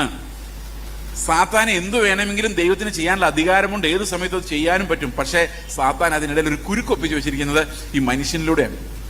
അതാണ് കുരുക്ക്. ഏദൻ തോട്ടത്തിൽ വെച്ച് സാത്താൻ പറയുന്നത് ആദമിനോട് ഹവ്വയോട് എന്താ പറയുന്നത്? നീ ദൈവത്തെ വിട്ടേക്ക്, എൻ്റെ കൂടെ വാ. ഇന്ന് പലപ്പോഴും സഭ പിള്ളേരും അങ്ങനെയല്ലേ പറയുന്നത്, ആ പാസ്റ്റർ ശരിയല്ല, എൻ്റെ കൂടെ വാ. അങ്ങനെ സാത്താൻ വിളിച്ചുകൊണ്ട് പോയില്ല. ആരെ പോയോ? ഞാനാണ് അടുത്ത ദൈവം എന്ന് പറഞ്ഞോ? ഇല്ല. സാത്താൻ നല്ലൊരു ഓഫർ കൊടുത്തു, നിന്നെ ദൈവത്തെ പോലെ ആക്കാന്നാ പറഞ്ഞു. അപ്പൊ ആരെ ദൈവത്തെ പോലെ ആക്കാന്ന? മനുഷ്യനെ ദൈവത്തെ പോലെ ആക്കാനാണ് സാത്താൻ നടക്കുന്നത്. അപ്പൊ എങ്ങനെയാ ദൈവത്തെ പോലെ ആക്കുന്നതെന്ന് അറിയോ? ആദ്യം നന്മ തിന്മകളെ തിരിച്ചറിയുന്ന ഒരു ടെക്നിക്ക് പറഞ്ഞു കൊടുത്തു. അതായത് പഴം തിന്നു കഴിഞ്ഞാൽ പിന്നെ നന്മ തിന്മകൾ അറിയാം. അപ്പൊ സ്വന്തമായിട്ട് തന്നെത്താൻ എല്ലാം ചെയ്യാം. ഈ നന്മ തിന്മകൾ അറിയത്തില്ലെങ്കിൽ എപ്പോഴും ദൈവത്തോട് ചോദിക്കണം, പിതാവിനോട് ചോദിക്കണം, എന്താ ചെയ്യേണ്ടത്? കർത്താവെ, എഴുന്നേറ്റ് വലത്തോട്ട് എഴുന്നേക്കണോ ഇടത്തോട്ട് എഴുന്നേക്കണോ? അതൊന്നും നമുക്ക് അറിയത്തില്ല, നന്മയും തിന്മയും അറിയത്തില്ലെങ്കിൽ. അപ്പൊ എല്ലാത്തിനും ദൈവത്തെ ആശ്രയിച്ചേ പറ്റുള്ളൂ. പക്ഷെ സാത്താൻ പറഞ്ഞു, ഇങ്ങനെ നീ ആശ്രയിച്ച് അടിമയായിട്ട് ജീവിക്കുന്ന എന്തിനാ? നിന്നെ ഞാൻ ദൈവമാക്കാം. നീ ദൈവത്തെ പോലെ സ്വന്തം തീരുമാനങ്ങൾ എടുക്കാൻ കഴിവുള്ള, ഫ്രീവില്ലുള്ള, ഇഷ്ടം പോലെ ചിന്തിക്കാനും പ്രവർത്തിക്കാനും പറ്റുന്ന ബുദ്ധിയുള്ള, ജ്ഞാനമുള്ള, ദൈവത്തിന് തുല്യനായ ആളാക്കി മാറ്റാം. അവൻ അതിനകത്താ വീണത്. അവൻ സാത്താനെ കണ്ട് ഭ്രമിച്ച് പോയതല്ല, ദൈവത്തെ കണ്ട് ഭ്രമിച്ച് ദൈവത്തെ പോലെ ആവാൻ വേണ്ടി പോയതാ. നിങ്ങൾക്ക് വിശ്വാസമായില്ല? ഇനിയും പറയാം, കഥകൾ ഇഷ്ടം പോലെ ഉണ്ട്. അന്ന് ആദ്യമായിട്ട് ദൈവത്തിനെതിരെ സാത്താൻ ഉണ്ടാക്കിയ റിബല്യൺ എന്ന് പറയുന്നത് സ്വയം നീതിയാണ്. എൻ്റെ സ്വന്തം നീതി. ആ പഴം പറിച്ചത് അന്നേരം തന്നെ അവർക്ക് നഗ്നരാന്ന് മനസ്സിലായി. ഉടനെ അവര് അത്തിയില കൂട്ടിത്തുന്നി ഒരരയാട ഉണ്ടാക്കി. ഈ കൂട്ടിത്തുന്നുക എന്നൊക്കെ പറഞ്ഞാൽ വലിയ സംഭവമാണ്. അതെങ്ങനെ സാധിച്ചു എന്നുള്ളത് ഞാൻ ഒത്തിരി ആലോചിച്ചിട്ടുണ്ട്. അപ്പോൾ തുന്നി ചേർക്കാൻ ഏതെങ്കിലും നാരൊക്കെ എടുത്തായിരിക്കും ചെയ്തത്, എന്തെങ്കിലും ആയിക്കോട്ടെ. അതൊക്കെ ഇട്ട് അവർ നല്ല അങ്ങോട്ടും ഇങ്ങോട്ടും പറഞ്ഞു കാണും. ഇപ്പോഴാണ് നമ്മൾ ഡീസൻ്റ് ആയത്. കാരണം വസ്ത്രധാരണമാണ് നമ്മുടെ സംസ്കാരത്തെ നിർവചിക്കുന്നത്. ഒരാൾക്ക് എന്തുമാത്രം സംസ്കാരം ഉണ്ടെന്ന് നോക്കണേ, അയാളുടെ വസ്ത്രധാരണം നോക്കിയാൽ മതി. എന്നെ നോക്കിയിട്ട് കാര്യമൊന്നുമില്ല, ഞാൻ ഭയങ്കര കെയർലെസ് ആയിട്ടുള്ള ഒരാളാണ്. ചിലപ്പോൾ ഷർട്ടിൻ്റെ ബട്ടൺസൊക്കെ നേരെ ഇരിക്കുന്നതിന് അത്ഭുതം. അതുകൊണ്ട് ഞാൻ ഇതിനകത്ത് അങ്ങനെ ഒന്നും. എന്നാലും പൊതുവായൊരു റൂൾ എന്ന് പറയുന്നത് അതാണ്. സംസ്കാരം നിർവചിക്കപ്പെടുന്നത് വസ്ത്രധാരണത്തിലൂടെ പെരുമാറ്റത്തിലൂടെ ആണല്ലോ. അപ്പോൾ ഓരോ മനുഷ്യൻ്റെയും സംസ്കാരം എന്ന് പറയുന്നത് വസ്ത്രമാണ്. അപ്പോൾ ആദ്യത്തെ കണ്ടുപിടുത്തം എന്ന് പറയുന്നത് തന്നെ വസ്ത്രമാണ്. അത് അരയാടയാണ്. അപ്പോൾ ഇവർ അങ്ങോട്ടും ഇങ്ങോട്ടും നോക്കിയിട്ട് പറയും, ഇപ്പോഴാണ് നീ ഒരു സംസ്കാരം ഉള്ളവനായത്. എന്തൊരു വൃത്തികേടായിരുന്നു. Now you seem very good and elegant. Okay, you are cultured. അപ്പോൾ ഹോ പറഞ്ഞു, കണ്ടോ, ഇതാണ് ബുദ്ധി. ഇത് വെച്ച് നമ്മളിനി എയ്റോപ്ലെയിൻ ഉണ്ടാക്കും, കാൽക്കുലേറ്റർ ഉണ്ടാക്കും. കാരണം നമ്മുടെ ഉള്ളിൽ തെളിഞ്ഞേക്കുന്ന ബുദ്ധി നിസാര ബുദ്ധിയല്ല. ഇത് അന്നേ തിന്നേണ്ടതായിരുന്നു. അല്ലെങ്കിൽ ദൈവത്തോടെല്ലാം ചോദിച്ചുകൊണ്ട് നടക്കേണ്ട കാര്യമുണ്ട്. ഇപ്പോൾ ആലോചിച്ച് നോക്കി, ഈ അത്തിയില ഉണ്ടാക്കാൻ നേരത്തെ നമ്മൾ ആരോടെങ്കിലും ചോദിച്ചോ, ഇത്ര നല്ലൊരു ക്ലീൻ ആയിട്ടുള്ളൊരു വസ്ത്രം കിട്ടിയില്ലേ? പക്ഷെ ഒരു പ്രശ്നം ഉണ്ടായിരുന്നു. കർത്താവ് ഇത്തിരി നേരം കഴിഞ്ഞപ്പോൾ തോട്ടത്തിലൂടെ വന്നിട്ട് ഒറ്റ വിളി, ആദമേ നീ എവിടെ? ഒറ്റ ഓട്ടമായിരുന്നു. മരത്തിൻ്റെ പറയുന്നിട്ട് പറയാം, നിന്റെ ശബ്ദം കേട്ടപ്പോൾ ഞാൻ നഗ്നനായിരുന്നു. അപ്പോൾ ഇത്ര നേരം ഉടുത്തോണ്ടിരുന്ന ഉടുപ്പെന്തി? അരയാട എവിടെ? ആ അരയാട ഇട്ടോണ്ട് ഇയാൾ ഓടി പുറകെ ഹൗവായി ഓടി മരത്തിൻ്റെ പുറകിൽ മറിഞ്ഞിരുന്നിട്ട് പറയാണ്, നിന്റെ ശബ്ദം കേട്ടപ്പോൾ ഞങ്ങൾക്ക് തുണിയില്ലാതിരിക്കുന്ന അവസ്ഥയായതുകൊണ്ട് ഞങ്ങൾ ഒരു മരത്തിൻ്റെ പോയി. അപ്പോൾ ഈ കഷ്ടപ്പെട്ട് ഹവ ഉണ്ടാക്കിയ ഹവയുടെ നന്ദികേടല്ലേ ആദം കാണിച്ചത്? ആ ഹവ ഉണ്ടാക്കിയെങ്കിൽ ഈ കുരുട്ടുബുദ്ധി ചിലപ്പോൾ ഹവയ്ക്കായിരിക്കും. കാരണം ആദ്യം പഴം തിന്ന ഹവയാണല്ലോ. ഇപ്പം പഴം ഡൈജസ്റ്റായി ആദ്യം വന്ന ഹവയ്ക്കായിരിക്കും. ഞാൻ ഊഹിച്ച് പറഞ്ഞത്, അങ്ങനെ അത് ഊഹിക്കാൻ പാടില്ല എന്നാലും. പക്ഷെ കർത്താവ് വന്നു കഴിഞ്ഞപ്പോഴേക്കും ഈ നമ്മൾ ഏച്ചു കെട്ടി ഉണ്ടാക്കുന്ന വസ്ത്രം കർത്താവിന് മുമ്പിൽ ഫലമാകുന്നില്ല. നമ്മൾ അങ്ങോട്ടും ഇങ്ങോട്ടും ഫലമാകുന്നുണ്ട്. അയ്യോ പാസ്റ്ററെ, എത്ര നാളെ കണ്ടിട്ട് എന്ത് നല്ല വസ്ത്രം. നമ്മൾ അങ്ങോട്ടും ഇങ്ങോട്ടും പറയും, എന്ത് സ്നേഹമാണ് ആ ബ്രദറിന്. പക്ഷെ കർത്താവ് അകത്തോട്ട് നോക്കുമ്പം വേറെ എന്തൊക്കെയോ കാണുന്നു. ദീർഘമായി പ്രാർത്ഥിക്കുന്ന അമ്മച്ചി, രാത്രിയുടെ യാമങ്ങളിൽ നിന്റെ കരച്ചിൽ കർത്താവ് കേട്ടിരിക്കുന്ന ഒരു പ്രവാചകൻ പറയുന്നതോടുകൂടി ജീവിതത്തിൽ ഒരിക്കലും രാത്രിയുടെ യാമം എന്താന്ന് പോലും അറിയാതെ കൂർക്കം വലിച്ച് ഉറങ്ങുന്ന അമ്മച്ചിയും പ്രൈസ് ദി ലോർഡ് എന്ന് പറയും. കാരണം ഇരുന്നോട്ടെ, നമുക്കൊരു അത്തിയില്ല, രാത്രിയെല്ലാം പ്രാർത്ഥിക്കുന്ന അമ്മച്ചി. ഇതൊക്കെ ഭയങ്കര ക്രെഡിറ്റാണ്. ഉപവസിക്കുമ്പോൾ വാടിയ മുഖം കാണിക്കുന്നത് തൊട്ട് എല്ലാ മതപരമായ വേഷം കെട്ടലുകളും ഈ അത്തിയിലേന്ന് വന്നതാണ്. അപ്പം അത്തിയിലൂടെ നോക്കിക്കഴിയുമ്പം നമ്മളെല്ലാം ഭയങ്കര ഡീസൻ്റാണ്. പക്ഷെ കർത്താവ് നമ്മുടെ ഹൃദയത്തെ നോക്കി കഴിയുമ്പോഴാണ് ആകെ പ്രശ്നമാകുന്നത്. അതുകൊണ്ട് ദൈവത്തിന് മുമ്പിൽ നിൽക്കാൻ ഈ മനുഷ്യന്റെ നീതികൾ കൊണ്ട് സാധിക്കില്ല. പക്ഷെ ആദം ഒന്ന് ട്രൈ ചെയ്ത് നോക്കുന്നുണ്ട്. അതാണ് വില്ലത്തരം എന്ന് പറയുന്നത്. ഈ ദൈവം ഇടയ്ക്ക് വന്നിട്ട് ആദമിനോട് ചോദിക്കുക, നീ ആ പഴം തിന്നു. അപ്പോൾ ആദമിന് പറഞ്ഞാൽ മതി, ഞാൻ തിന്നുപോയി, ഡിസൊബീഡിയൻസ് കാണിച്ചു, എന്നോട് ക്ഷമിക്കണം, ഇനി മേലാ ഞാൻ കഴിക്കത്തില്ല. പറഞ്ഞാൽ മതിയായിരുന്നു അറിയത്തില്ല, പക്ഷെ പറഞ്ഞില്ല. അതുകൊണ്ട് നമുക്ക് അതിനെക്കുറിച്ച് കൂടുതൽ ചിന്തിച്ചിട്ട് കാര്യമില്ല. പക്ഷെ ആദം അങ്ങനെയല്ല പറഞ്ഞത്. ആദം പറഞ്ഞത് എങ്ങനെ എൻ്റെ കുഴപ്പമാവുന്നതെന്ന് ചോദിച്ചു. കാരണം എൻ്റെ നീതി വെച്ച് എങ്ങനെ നോക്കിയിട്ടും നീ പറഞ്ഞത് തെറ്റാണ്. കാരണം ഞാൻ നീതിമാനാണ്. ഞാൻ കല്യാണം കഴിച്ച് എങ്ങനെ നിനക്കറിയാലോ, നല്ല ഉറക്കത്തിലായിരുന്നു. ഇന്ന മുടിയുള്ള, ഇത്ര സൗന്ദര്യമുള്ള, ഇത്ര വിദ്യാഭ്യാസമുള്ള ഒരു ഭാര്യ വേണം ഞാൻ പറഞ്ഞില്ല. ഞാൻ ഉറങ്ങിക്കിടന്നപ്പോൾ നിന്റെ ഇഷ്ടത്തിനൊരു ഭാര്യ തന്നിട്ട് നിന്റെ ഇഷ്ടത്തിനുള്ള ഭാര്യ എനിക്ക് ഈ പഴം തന്നിട്ട് ഞാനത് തിന്നേന് നീ എന്നെ എങ്ങനെ കുറ്റം പറയും? ഞാൻ ഒറ്റയ്ക്ക് ഇരുന്നപ്പോൾ എന്തേലും കുഴപ്പമുണ്ടായിരുന്നോ? അപ്പൊ ആരുടെ കുഴപ്പം ഇതെല്ലാം? ഭാര്യ തരുമ്പം കുറച്ചുകൂടെ നല്ല ഭാര്യ തന്നിരുന്നെങ്കിൽ ഞാൻ ഈ അവസ്ഥയിൽ കിടക്കുമായിരുന്നു എന്നല്ലേ ആദം ചോദിക്കുന്നത്. അപ്പൊ ശരിക്കും ആരാ ഇതിനകത്ത് പ്രതിയായത്? ആദമിന്റെ കോടതിയിൽ ആരാ ഇപ്പൊ പ്രതി? ദൈവം. അപ്പൊ ഹവ്വയോട് ചോദിച്ചു, നീ ആണോ മോളെ ഈ പണി പറ്റിച്ചതെന്ന് ചോദിച്ചപ്പോൾ ഹവ്വ പെന്തിക്കൂസുകാരിയായിരുന്നു. ഹവ്വ പറഞ്ഞു, ഞാനല്ല, സാത്താൻ ഒപ്പിക്കുന്നതാണ്. നമ്മൾ സാധാരണ എല്ലാ സാത്താന്റെ തലയിലോട്ടാണ് വയ്ക്കുന്നത്. അപ്പൊ സാത്താൻ ഒപ്പിക്കുന്നതാണ്. അത് പ്രത്യേകിച്ച് യാക്കോബ് പറയുന്നുണ്ട്, അവരവരുടെ മോഹത്തിൽ കുരുങ്ങിയാണ് ഓരോരുത്തരും വശീകരിക്കപ്പെടുന്നത്. വെല്ലോടത്തോളം നടക്കുന്ന സാത്താൻ അവന് നമ്മുടെ അടുത്ത് വരേണ്ട ഒരു കാര്യമില്ല. യേശുക്രിസ്തുവിന്റെ അടുത്ത് ചെല്ലണമായിരുന്നു. കാരണം കർത്താവിന്റെ ഉള്ളിൽ ഈ സാധനം ഇല്ലായിരുന്നു, ജഡം, പാപജഡം. അതുകൊണ്ട് ചെന്ന് പരീക്ഷിക്കണം. നമുക്ക് അടുത്ത് വരേണ്ട പോലും കാര്യമില്ല, ഇതെല്ലാം നമ്മുടെ ഉള്ളിൽ തന്നെ ഉണ്ട്. അതുകൊണ്ട് ഈ മോഹങ്ങളാൽ പരീക്ഷിക്കപ്പെടാൻ സാത്താൻ ഒരു എഫേർട്ട് എടുക്കാതെ തന്നെ നമ്മൾ ഓൾറെഡി വീണ് കിടക്കുകയാണ്. കുറ്റം മുഴുവൻ അവന്. ഓക്കെ, അപ്പോൾ ഇത് ആ മനുഷ്യന്റെ കോടതി വിസ്തരിച്ചപ്പോൾ ഒരു കാര്യം കൃത്യമായിട്ട് നമ്മൾ ഓർത്തിരിക്കണം. മനുഷ്യന്റെ നീതി വ്യവസ്ഥ അനുസരിച്ച് അവൻ ഒഴിച്ച് ബാക്കി എല്ലാവരും കുറ്റക്കാരാണ്. അങ്ങനെ അവന്റെ കോടതി എപ്പോഴും വർക്ക് ചെയ്യുന്നത് സെൽഫ് ജസ്റ്റിഫിക്കേഷൻ എന്ന് പറയും. ഇപ്പൊ എനിക്ക് ഇത്തിരി റണ്ണിങ് ടെമ്പറേച്ചർ ഉണ്ട്. കാരണം ഇന്നലെ 2-3 ദിവസമായിട്ട് ഇത്തിരി അലച്ചിൽ കൂടുതലായിരുന്നു. Very much tired. അപ്പോൾ എക്സ്ക്യൂസ് ഞാൻ പറഞ്ഞു കഴിഞ്ഞു. എല്ലാത്തിനും എന്നെ നീതീകരിക്കാൻ, അല്ലെ എന്നെ ഒന്ന് വെളിയിലിറക്കാനുമുള്ളൊരു എക്സ്ക്യൂസ് ഞാൻ റെഡിയാക്കി വെച്ചിട്ടുണ്ട്. എന്നോട് എൻ്റെ ഒരു സഹോദരൻ പറഞ്ഞാണ്, എങ്ങനെ വീണാലും 4 കാലം വീഴാനുള്ള നിന്റെ ആ കഴിവ് ഭയങ്കര. കാരണം വി ജസ്റ്റിഫൈ അവർസെൽസ്. മനസ്സിലാകുന്നുണ്ടോ? അപ്പൊ ഇത് എന്റെ കോടതിയുടെ പ്രത്യേകതയാണ്. നിങ്ങൾ നിങ്ങളുടെ ഭർത്താവും അല്ലെങ്കിൽ നിങ്ങൾ നിങ്ങളുടെ ഭാര്യയും തമ്മിൽ വഴക്കുണ്ടാക്കിയാൽ ആരുടെ കുഴപ്പമായിരിക്കും അത് എപ്പോഴും? ഞാൻ എന്ത് പാവമാണ്, എനിക്കൊരു സമാധാനം തരുന്നില്ലെന്നേ. അത് അയാളോട് ചോദിച്ചാൽ അയാൾ അങ്ങനെ തന്നെ പറയുന്നു. കൗൺസിൽ ചെയ്ത് നമ്മൾ ഒരു സൈഡ് കേൾക്കുമ്പോൾ തോന്നുന്നു, അയ്യോ ഇവരെന്ത് പാവമാണ്, ആ മനുഷ്യൻ ഇവരെ ഉപദ്രവിക്കുകയാണെന്ന്. അയാളോട് ചോദിച്ചു കഴിയുമ്പോഴല്ലേ നമ്മുടെ അമ്മമ്മയുടെ കഥ മനസ്സിലാകുന്നു. ഇത് ഭയങ്കര കേസ്. അപ്പം ഓരോരുത്തരും അവരുടെ ഭാഗം ജസ്റ്റിഫൈ ചെയ്യുന്ന ആ ഒരു പ്രത്യേക വൃത്തികെട്ട കോടതി. നിങ്ങൾ ആലോചിക്കുക, കോടതി എപ്പോഴും ജഡ്ജി മാത്രം ശരി, ഒരു ഭാഗം മാത്രം പിടിക്കുന്ന ഒരു കോടതി ഉണ്ടെങ്കിൽ അത് എത്ര വൃത്തികേടായിരിക്കും. അപ്പൊ ഇതിനകത്ത് നല്ല മനുഷ്യനെ രക്ഷിക്കണമെങ്കിൽ ദൈവത്തിന് ഒരു വലിയ ഓപ്പറേഷൻ ചെയ്യേണ്ടതായിട്ട് വന്നു. അപ്പം ദൈവത്തിന്റെ ഏറ്റവും വലിയ ശത്രു മനുഷ്യനാന്നുള്ളതിന് ഇനിയും 2-3 തെളിവുകളോടെ ഞാൻ തരാം. ഓക്കെ, ഇത് നിങ്ങളെ ഞെട്ടിപ്പിക്കുന്ന ഒരു തെളിവാണ്. നിങ്ങൾ ഞെട്ടുമെന്ന് എനിക്കറിയത്തില്ല, അതിനെ പറഞ്ഞു നോക്കാം. മത്തായിയുടെ സുവിശേഷം 16-ാം അധ്യായത്തിന്റെ 17-ാം വാക്യം പറയുന്നു. യേശു പത്രോസിനോട് പറയുന്ന കാര്യമാണ്. യേശു അവനോട്, ബർയോന ശീമോനെ നീ ഭാഗ്യവാൻ, ജഡരക്തങ്ങളല്ല സ്വർഗസ്ഥനായ എൻ്റെ പിതാവ് അത്രേ നിനക്കിത് വെളിപ്പെടുത്തിയത്. അപ്പൊ നല്ല കാര്യം അല്ലെ, ഡയറക്റ്റ് റെവലേഷൻ. ഈ ഡയറക്റ്റ് റെവലേഷന് പ്രത്യേകതയുണ്ട്. നീ ജീവനുള്ള ദൈവത്തിന്റെ പുത്രനായ ക്രിസ്തു എന്നും യേശു ക്രിസ്തു ആണ് ക്രിസ്തു എന്നും ഒക്കെ നേരത്തെ ആൾക്കാർ പറഞ്ഞിട്ടുണ്ട്. നഥനയേല് പറഞ്ഞായിരുന്നു, ദൈവപുത്രനായ ക്രിസ്തു എന്ന് ഞാൻ വിശ്വസിക്കുന്നു. ഓർമ്മയുണ്ടോ? ശമരിയക്കാരി സ്ത്രീ പറഞ്ഞായിരുന്നു, നീ മെസ്സിഹ എന്ന്. പക്ഷെ അവിടെ ഒന്നും കർത്താവ് പറഞ്ഞില്ല, നീ ഭാഗ്യവതി. ശമരിയക്കാരി സ്ത്രീയെ നീ ഭാഗ്യവതിന്നോ, ബർത്തലോമിയോ നഥനയേലെ നീ ഭാഗ്യവാനെന്നോ പറഞ്ഞില്ല. പക്ഷെ ഇവിടെ പറഞ്ഞു. എന്തുകൊണ്ടാണെന്നറിയോ? ഈ നഥനയേല് ശരിക്കും യേശുക്രിസ്തു ദൈവപുത്രനാണെന്ന് മനസ്സിലാക്കിയത് എങ്ങനെയാ? അത്തിമരത്തിന്റെ ചുവട്ടിലിരിക്കുന്ന കണ്ടതുകൊണ്ടാണ്. അത് ലോജിക്കലി കണ്ടുപിടിച്ചത്. അതായത് ഇന്നതൊക്കെ ചെയ്തിട്ടുണ്ടെങ്കിൽ, അപ്പൊ വെളിപ്പാടായിട്ടല്ല വരുന്നത്, യുക്തിയിൽ നിന്നാണ് വരുന്നത്. അത് പോരാ. നഥനയേലോട് കർത്താവ് പറയാണ്, യുക്തിയിൽ നിന്ന് നീ ഇപ്പൊ പറഞ്ഞു ഓക്കെ, പക്ഷെ നീ ദർശനം കാണണം. മനുഷ്യപുത്രന്റെ മേൽ ദൂതന്മാരെ കയറി ഇറങ്ങുകയും ചെയ്യുന്നത് നീ കാണും എന്ന് പറയുമ്പോൾ ആ ഒരു വിഷൻ ഉണ്ടെങ്കിൽ മാത്രമേ അതിനെ റെവലേഷനായിട്ട് അംഗീകരിക്കുന്നുള്ളൂ. അപ്പൊ ഉയരത്തിൽ നിന്നൊരു വിഷൻ നഥനയേലിനില്ലായിരുന്നു, പക്ഷെ പത്രോസിനുണ്ടായിരുന്നു. ഈ ശമരിയക്കാരി സ്ത്രീ എന്തുകൊണ്ടാണ് പറഞ്ഞത്? 5 ഭർത്താക്കന്മാർ നിനക്കുണ്ടായിരുന്നു, ഇപ്പോഴുള്ളവന് നിന്റെ ഭർത്താവല്ലെന്ന് പറഞ്ഞപ്പോൾ അവൾ കിടുങ്ങിപ്പോയി. കാരണം നാട്ടുകാരെല്ലാം അത് ഭർത്താവാന്നായിരിക്കും വിചാരിച്ചുകൊണ്ടിരിക്കുന്നത്. അപ്പോൾ അതൊരു ഭയങ്കര സീക്രട്ട് കർത്താവ് പൊളിക്കുവാണ്. അപ്പോഴാണ് പറയുന്നത് മെശിഹായാണ്. കാരണം ഇത്രയും കാര്യങ്ങൾ പറഞ്ഞു തരാൻ ഇതിൽ യുക്തിയാണ്. പക്ഷെ പത്രോസ് അങ്ങനല്ല. പത്രോസിന് ഒരു ബോധവുമില്ലാതിരിക്കുമ്പോൾ ഉയരത്തിൽ നിന്നൊരു വെളിപ്പാട് വരികയാണ്, ഇത് ജീവനുള്ള ദൈവത്തിന്റെ പുത്രനായ ക്രിസ്തു. അപ്പൊ കർത്താവ് പറയാണ്, ഈ കൺഫെഷൻ, ഈ ഒരു വെളിപ്പാട്, ഇതിന്മേലാണ് ഞാൻ എൻ്റെ സഭയെ പണിയാൻ പോകുന്നത്. അതിലൊരു കഷണമാണ് നീ പത്രോസേ എന്നാണ് കർത്താവ് പറയുന്നത്.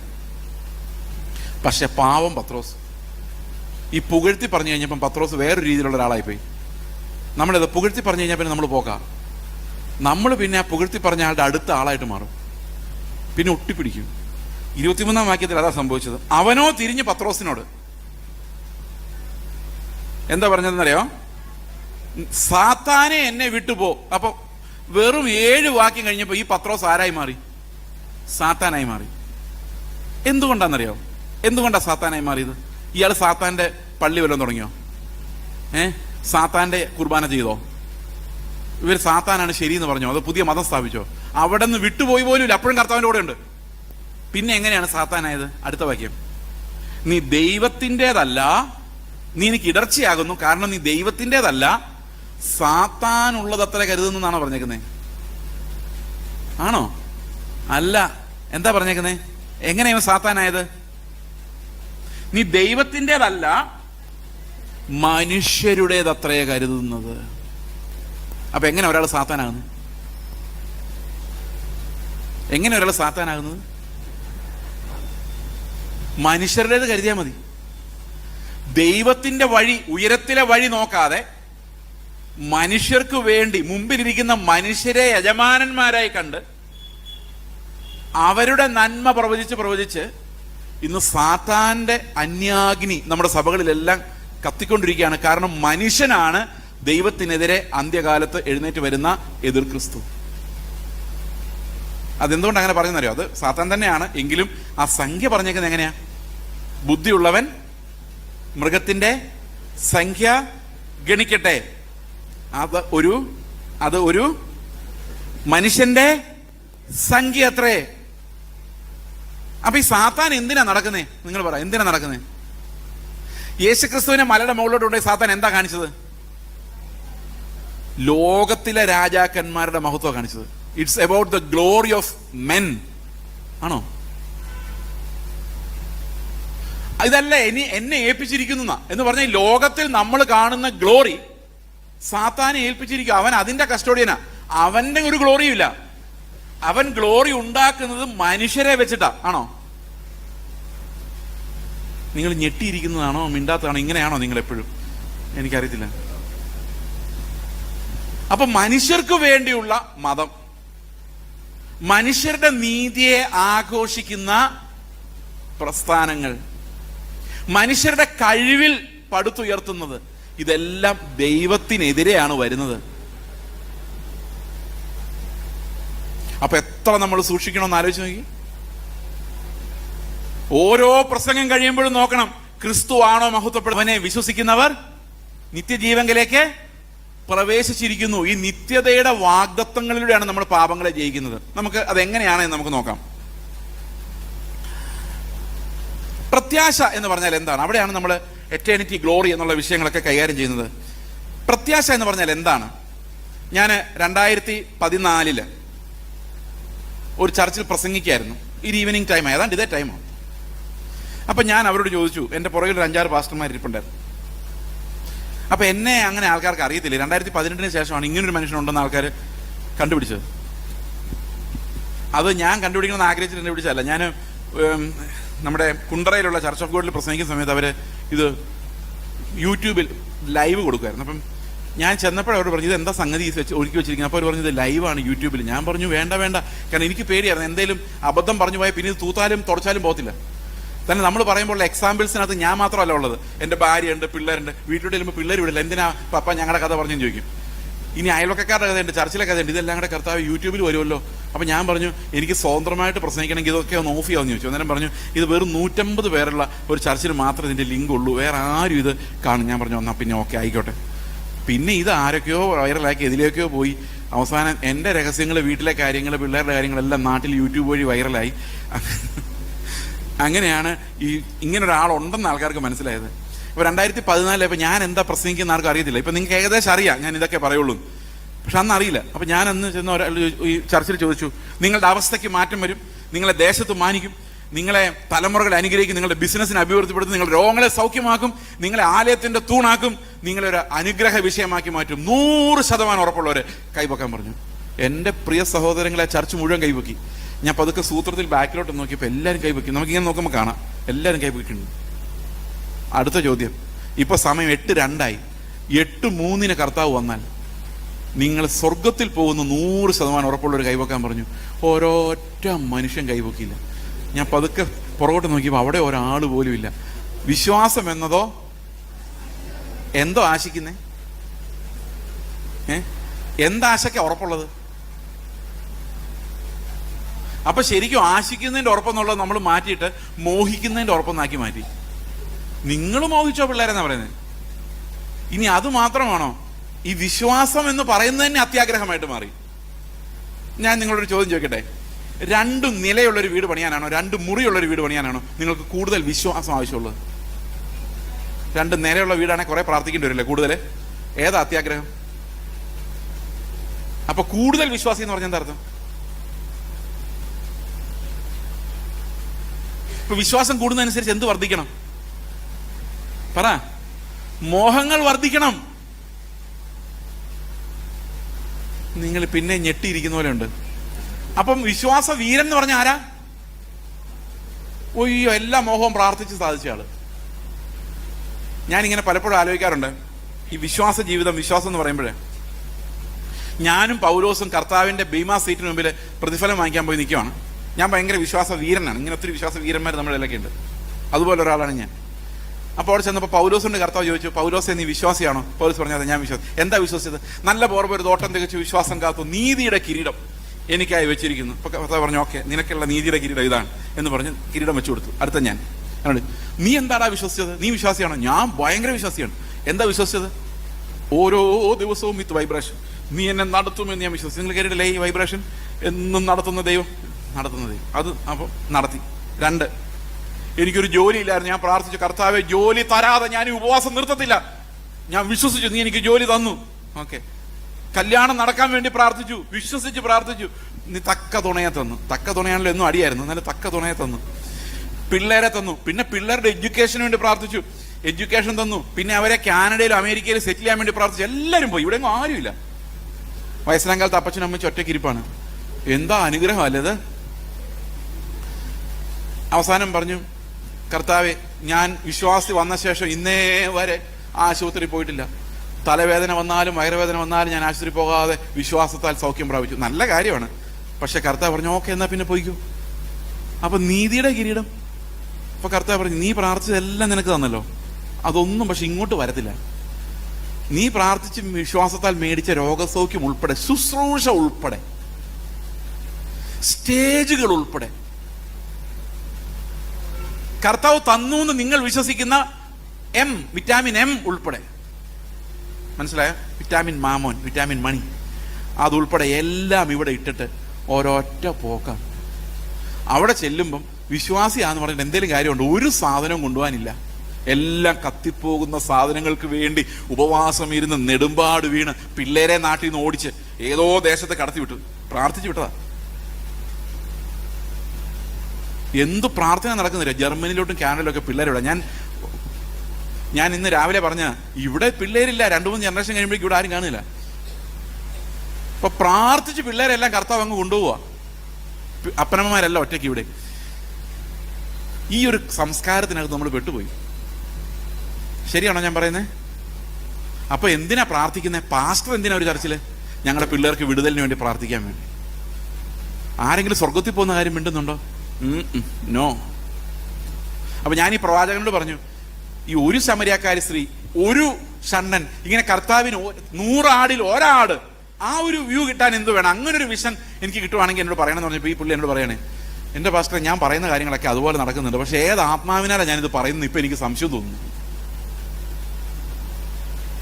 പുള്ളി പ്രവചനം നിർത്തി. എത്ര പേരെ വഴിതെറ്റിക്കേണ്ട ആളാണെന്നറിയോ? പുള്ളി ഇപ്പോൾ ജോലി ചെയ്ത് ജീവിക്കുക. അപ്പോൾ പുള്ളിക്ക് മനസ്സിലായത് ക്രിസ്തുവിന്റെ വഴിയിലേക്കല്ല ഞാൻ ആളെ വിടുന്നതെന്നുള്ള കാര്യം. നമ്മൾ ഈ ലോകത്തിന്റെ മെസ്മറൈസിങ് പ്ലഷറുകളിലേക്ക് അല്ലെങ്കിൽ അതിന്റെ ബ്യൂട്ടിയിലേക്ക് ആകർഷിക്കുന്ന ഒരു പരിപാടിയായിട്ട് ഈ ശുശ്രൂഷകൾ വന്നുകൊണ്ടിരിക്കുകയാണ്. ഓക്കെ, അപ്പോൾ എന്താണ് ഈ പ്രത്യാശ എന്ന വാക്ക്? അതാണ് നമ്മൾ പറഞ്ഞു തുടങ്ങി. What is hope? പ്രത്യാശിക്കുന്നതിന്റെ ഉറപ്പ് എന്താണ്? ഓക്കെ, പ്രത്യാശ എന്തിനു വേണ്ടിയുള്ളതാണ്? നമുക്കൊന്ന് വായിക്കാം. റോമാലേഖനം 8-ാം അധ്യായത്തിന്റെ 23-ാം വാക്യം. ഞാനിത് പണ്ട് ഇവിടെ വന്നപ്പോൾ നിങ്ങളോട് കാണാതെ പഠിക്കാൻ പറഞ്ഞ വാക്യമാണ്. നിങ്ങളെല്ലാം മറന്നുപോയെന്ന് എനിക്കറിയാം, പക്ഷെ ഞാൻ മറക്കില്ല. ആത്മാവെന്ന ആദ്യദാനം ലഭിച്ചിരിക്കുന്ന നാമും നമ്മുടെ ശരീരത്തിന്റെ വീണ്ടെടുപ്പായ പുത്രത്വത്തിന് വേണ്ടി കാത്തുകൊണ്ട് ഉള്ളിൽ ഞരങ്ങുന്നു. അപ്പൊ ശരീരത്തിന്റെ വീണ്ടെടുപ്പായ പുത്രത്വം കാത്തിരിക്കുക. നമ്മള് എന്ന് നടക്കും? കർത്താവിന്റെ അടുത്ത വരവിങ്കൽ നടക്കും. അപ്പൊ പ്രത്യാശ എന്ന് പറഞ്ഞാൽ എന്തുവാ?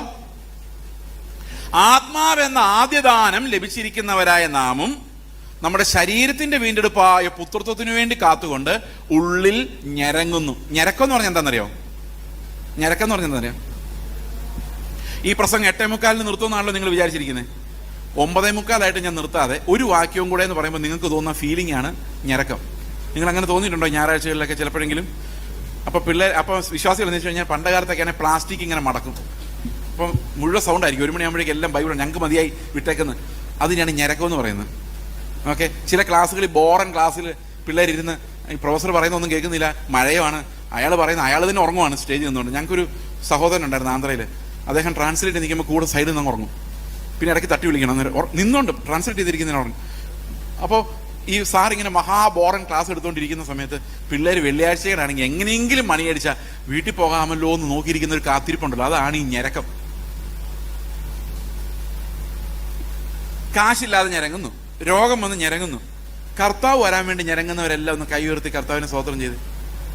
കള്ളം പറയരുത് ദയവായിട്ട്, വിശുദ്ധ കള്ളങ്ങൾ വേണ്ട.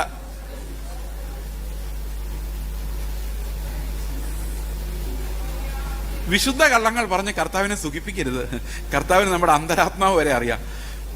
നമ്മൾ ഞരങ്ങുന്നത് മുഴുവൻ വിടുതലിന് വേണ്ടിയാ. എന്റെ കർത്താവ് എത്ര നാളായി കാത്തിരിക്കുന്നു ആ ലോണൊന്ന് പാസ്സായി കിട്ടാൻ. കഴിഞ്ഞ ദിവസം ഒരു അമ്മച്ചി ഞങ്ങളുടെ വീട്ടിൽ വന്നു. 35 വർഷമായിട്ട് പെന്തക്കോസ്തിലാണ്. പാവം ഒരമ്മച്ചി. അമ്മച്ചി വീട് പണിയാൻ വേണ്ടി സ്ഥലം വാങ്ങിച്ചു. വീട് പണിയാനുള്ള കാശൊക്കെ സംഘടിപ്പിച്ച് വെച്ചു. ഈ പണി തുടങ്ങി പറമ്പിൽ വെട്ടി കഴിഞ്ഞപ്പോൾ മനസ്സിലായത് അകത്ത് മുഴുവൻ പാറയാണ്. ഈ പാറ പൊട്ടിച്ചു കഴിഞ്ഞപ്പോഴേക്കും കാശ് തീർന്നു പോയി. ആ അമ്മച്ചി ഞങ്ങളുടെ വീട്ടിൽ വന്നിരുന്ന് പറഞ്ഞെന്താണെന്നറിയോ? എനിക്കത് കിട്ടിയില്ല, പക്ഷെ വാഗ്ദത്വമുണ്ട്, ഞാനൊരു വീട് പണിയും. പുള്ളിക്കാരി മരിക്കാറായെന്ന് ആലോചിക്കണം. അപ്പോഴും എങ്ങനെയെങ്കിലും ഒരു വീട് ഫിനിഷ് ചെയ്യണം. ആ ഒരു സ്വപ്നം, മലയാളിയുടെ ഏറ്റവും വലിയ സ്വപ്നം എന്ന് പറഞ്ഞാൽ ഒരു വീടാണ്. എല്ലാവർക്കും സന്തോഷമായോ? ഇതിനു വേണ്ടിയാണ് പ്രാർത്ഥന ഉപവാസവും മൊത്തം. ഓക്കെ, അപ്പൊ പ്രത്യാശിക്കുന്നത് എന്ന് പറഞ്ഞാൽ എന്താ? ഞരങ്ങുന്ന എന്തിനു വേണ്ടിയാ? കർത്താവെ നിന്റെ തേജസ് ഞാൻ പ്രാപിക്കുന്നുണ്ട്. എന്തുകൊണ്ടാണ് ഞരക്കം ഉണ്ടാകുന്നറിയോ? ആത്മാവ് നമ്മുടെ ഉള്ളിൽ വരുമ്പോൾ ആത്മാവിന് ഏറ്റവും വലിയ ബുദ്ധിമുട്ട് നമ്മുടെ പാപമുള്ള ശരീരമാണ്. ഈ പാപമുള്ള ശരീരത്തിൽ ആത്മാവ് ഞരങ്ങിക്കൊണ്ടായിരിക്കുന്നത്. അത് റോമാലേഖനം 8 അധ്യായത്തിൽ നമ്മൾ വായിക്കും മനസ്സിലാവും. നമ്മുടെ ശരീരത്തിൽ പാപമുള്ളത് കൊണ്ട്, ക്രിസ്തുവിനെ പോലെ നമ്മൾ അല്ലാത്തത് കൊണ്ട് നമ്മുടെ ഉള്ളിലിരുന്ന് ആത്മാവ് വല്ലാതെ ഞരങ്ങുന്നുണ്ട്. എങ്ങനെ ഞരങ്ങുന്നറിയോ? ഈ തേജസ് എന്ന് വരും. കാരണം ആത്മാവിന് അസഹനീയമാണ് എന്ത്? പാപ സ്വഭാവം. അപ്പൊ നമ്മളും തന്നെ ഞരങ്ങുവാ. കർത്താവെ, ആത്മാവ് വസിക്കുന്ന ദൈവത്തിന്റെ ആലയമായ എന്നില് കോപം, പലതരത്തിലുള്ള വികാരങ്ങൾ ഇങ്ങനെ എന്റെ ശരീരത്തിൽ നിന്ന് ഉണ്ടാവുകയാണല്ലോ കർത്താവെ, എന്ന് എനിക്കൊരു തേജസ്കരണം ഉണ്ടാകും. എന്ന് പാപമൊന്നും ഇല്ലാതെ നിന്റെ മുമ്പിൽ ഞാൻ ധൈര്യമായിട്ട് നിൽക്കും. ഈ ഞരക്കം ആത്മാവുള്ള എല്ലാവർക്കും ഉണ്ടാകണമെന്നാണ്. മനസ്സിലായ? ഒരു കാലത്ത് ഈ ഞരക്കമായിരുന്നു രക്ഷ. ഈ പ്രത്യാശ എന്ന് പറഞ്ഞാൽ ആ ഞരക്കമാണ്. ഈ ഞരക്കം നമ്മുടെ ഉള്ളിൽ ഉണ്ടാവുമ്പോൾ ആ പരവേശം, ആ കൊതി, കാന്തനെ കാണുവാൻ ആർത്തി വളരുന്നേ എന്ന് എൻ്റെ ഉള്ളം കൊണ്ട് പറയുന്നൊരു വെപ്രാളം. എന്നോട് ഈ ഞരക്കം എന്നുള്ള വാക്കിനൊരു സഹോദരൻ പറഞ്ഞ അർത്ഥമാണ് ആകാംക്ഷയോടെയുള്ള വെപ്രാളം. ഈ വെപ്രാളം നമ്മുടെ ഉള്ളിൽ കർത്താവിനെ കാണാൻ വേണ്ടി ഉണ്ടാവുക, തേജസ് പ്രാപിക്കാൻ വേണ്ടി ഉണ്ടാവുക എന്ന് പറയുന്ന ഇതിനെയാണ് നമ്മൾ പ്രത്യാശ എന്ന് പറയുന്നത്. പിന്നെ പ്രത്യാശഗാനം പാടാൻ നമുക്ക് ധൈര്യമുണ്ടോ?